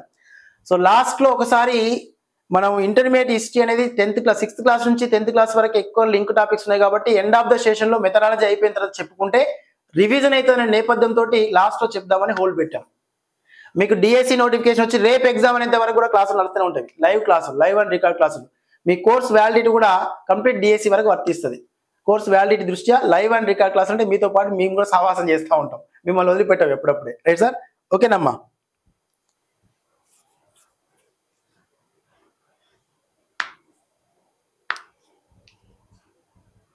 తప్పకుండా మిత్రమా. ఇంటర్మీడియట్ ఎకనామిక్స్ ప్రతి క్లాస్ అయిపోయిన తర్వాత, మనకు క్లాసెస్ అన్ని అయిపోయిన తర్వాత ర్యాపిడ్ రివిజన్ చేసే ప్రయత్నం చేద్దాం మిత్రమా. మళ్ళీ డిఎస్సికి ముందు ర్యాపిడ్ రివిజన్ చేద్దాం. కోర్సులో ఉంటాయి ర్యాపిడ్ రివిజన్స్ అన్ని కూడా. ఓకేనా. Thank you sir. ప్లే స్టోర్కి వెళ్ళి యాప్ డౌన్లోడ్ చేసుకుని అందుకే కోర్సులో రిసీవ్ చేసుకునే ప్రయత్నం చేయండి. ప్రతి కోర్సు కూడా మిమ్మల్ని మీ విజయాన్ని దగ్గర చేస్తుంది మిత్రమా, ఇది గమనించండి. తక్కువ అమౌంట్ తోటి ఎక్కువ కంటెంట్ ఉంటుంది సార్, ఇది గమనించండి. ఓకేనా. ఇంకా నటరాజులే, ఇంకా డౌట్ క్లియర్ అయిందారా? Right right. హిస్టరీ ఏంటంటే లాస్ట్ లో డిస్కస్ చేస్తే మళ్ళీ రివిజన్ అయిపోయినట్టు. మీకు మొఘల్ సామ్రాజ్యం, ఢిల్లీ సుల్తాన్లు, తొలి వేదకాలం, మలి వేదకాలం, దాంతో పాటుగా మహాజనపదాలు, ఇలాంటి అన్ని అంశాలు కూడా రివిజన్ అవుతాయి కాబట్టి లాస్ట్ లో ఒకసారి డిస్కస్ చేద్దామని ఆలోచనతో ఆపాము. మెథడాలజీ అయిపోయిన తర్వాత ఈ ఎకనామిక్స్ ఎట్లా మీకు షెడ్యూల్ ప్రకారం వస్తుంది, నెక్స్ట్ వీక్ లో కూడా వస్తుంది. ఎవ్రీ వీక్ 2 days వస్తూ ఉన్నారు సార్. పిఐ జరుగుతుంది, మెథడాలజీ జరుగుతుంది. దాంతోపాటు మన యొక్క జాగ్రఫీ వచ్చేటప్పటికి మార్నింగ్ సెషన్, నైట్ సెషన్ లో గెస్ట్ క్లాస్ లేనప్పుడు మనం డిస్కస్ చేసుకుందాం. Right sir. మీ మన చేతిలో ఉన్న జాగ్రఫీ ఎప్పుడంటే అప్పుడు చెప్పుకుందాం. Right sir. ఓకేనా. రైట్ అమ్మా. New PDF sir Prabhakar sir plan చేస్తున్నాం సార్. చేసిన తర్వాత హ్యాండ్ ఓవర్ చేస్తాం. తప్పకుండా సంజు మ్యామ్ స్లోగా చేద్దాంరా.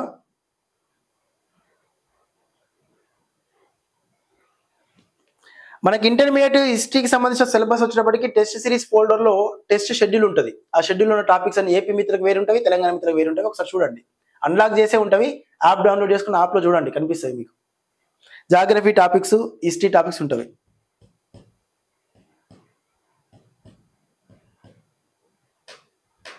శిరీష చెల్లె, యూట్యూబ్లో చెప్పేది కేవలం 5% రా, ఇప్పటిదాకా చెప్పేది అంతా 5%. ఇంకా 95% యాప్లో ఉంటుంది content. Right sir.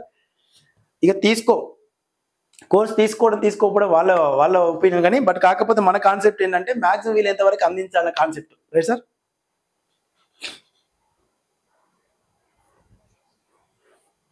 Sumitra Nataraj చెల్లె, మీరు నన్ను నమ్మినా నేను మిమ్మల్ని నమ్మినా. ఫస్ట్ ఆఫ్ ఆల్ మీరు టెస్ట్లు రాయండి. టెస్ట్లే రాయట్లేదు.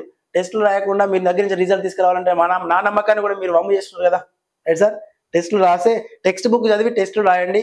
వచ్చే టెస్టులో వచ్చే స్కోర్ను బట్టి నేను కూడా గైడెన్స్ ఇచ్చుకుంటూ వస్తూ ఉంటాను.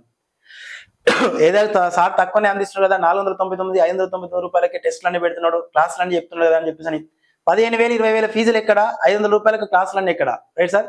3,000 4,000 10,000 రూపాయలు టెస్ట్ సిరీస్ కోర్స్ ఎక్కడ, మన యొక్క 499 599 టెస్ట్ సిరీస్ ఎక్కడ. సార్ తక్కువ ఇస్తున్నాడు, నెగ్లెక్ట్ చేస్తున్నారు మీరు. Right sir. దానివల్ల నష్టపోయేది మీరే మిత్రం, ఇది గమనించండి. ఎగ్జామ్స్ ప్రాపర్గా రాయండి, ప్రాపర్గా ముందుకెళ్దాం. Right sir. ఎస్, పీడిఎఫ్ కోర్సులో పెడతాం మిత్రమా, రిసీవ్ చేసుకోండి. టెక్స్ట్ బుక్ స్టార్ట్ చేసి అయితే సార్ ఎప్పుడు స్టార్ట్ చేసినా స్టార్ట్ అవుతుంది. ఇప్పుడు ఫ్రెష్గా డిఎస్సి స్టార్ట్ చేసినా కూడా క్రాక్ చేయొచ్చు, డిఎస్సి క్రాక్ చేయొచ్చు.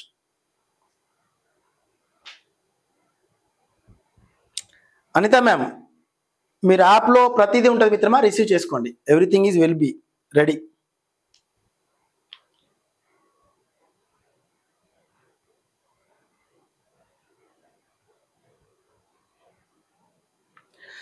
ఎస్, మ్యూజిక్ వరల్డ్ గారు, మన కోర్స్ అనేది live and record classes description లో ఉంటుంది. లైవ్ అండ్ రికార్డ్ క్లాస్ అంటే సార్ వాళ్ళు ఇచ్చిన షెడ్యూల్ ప్రకారంగా లైవ్ చేసుకుంటూ వస్తాం. DSC 1 year validity, 1 year validity వరకు కూడా లైవ్ అండ్ రికార్డ్ క్లాస్ రూపంలో మీకు అందిస్తాం. సిలబస్ ముందు అయిపోతే మళ్ళీ రివిజన్ చేస్తాం. అర్థమైందమ్మా. రైట్.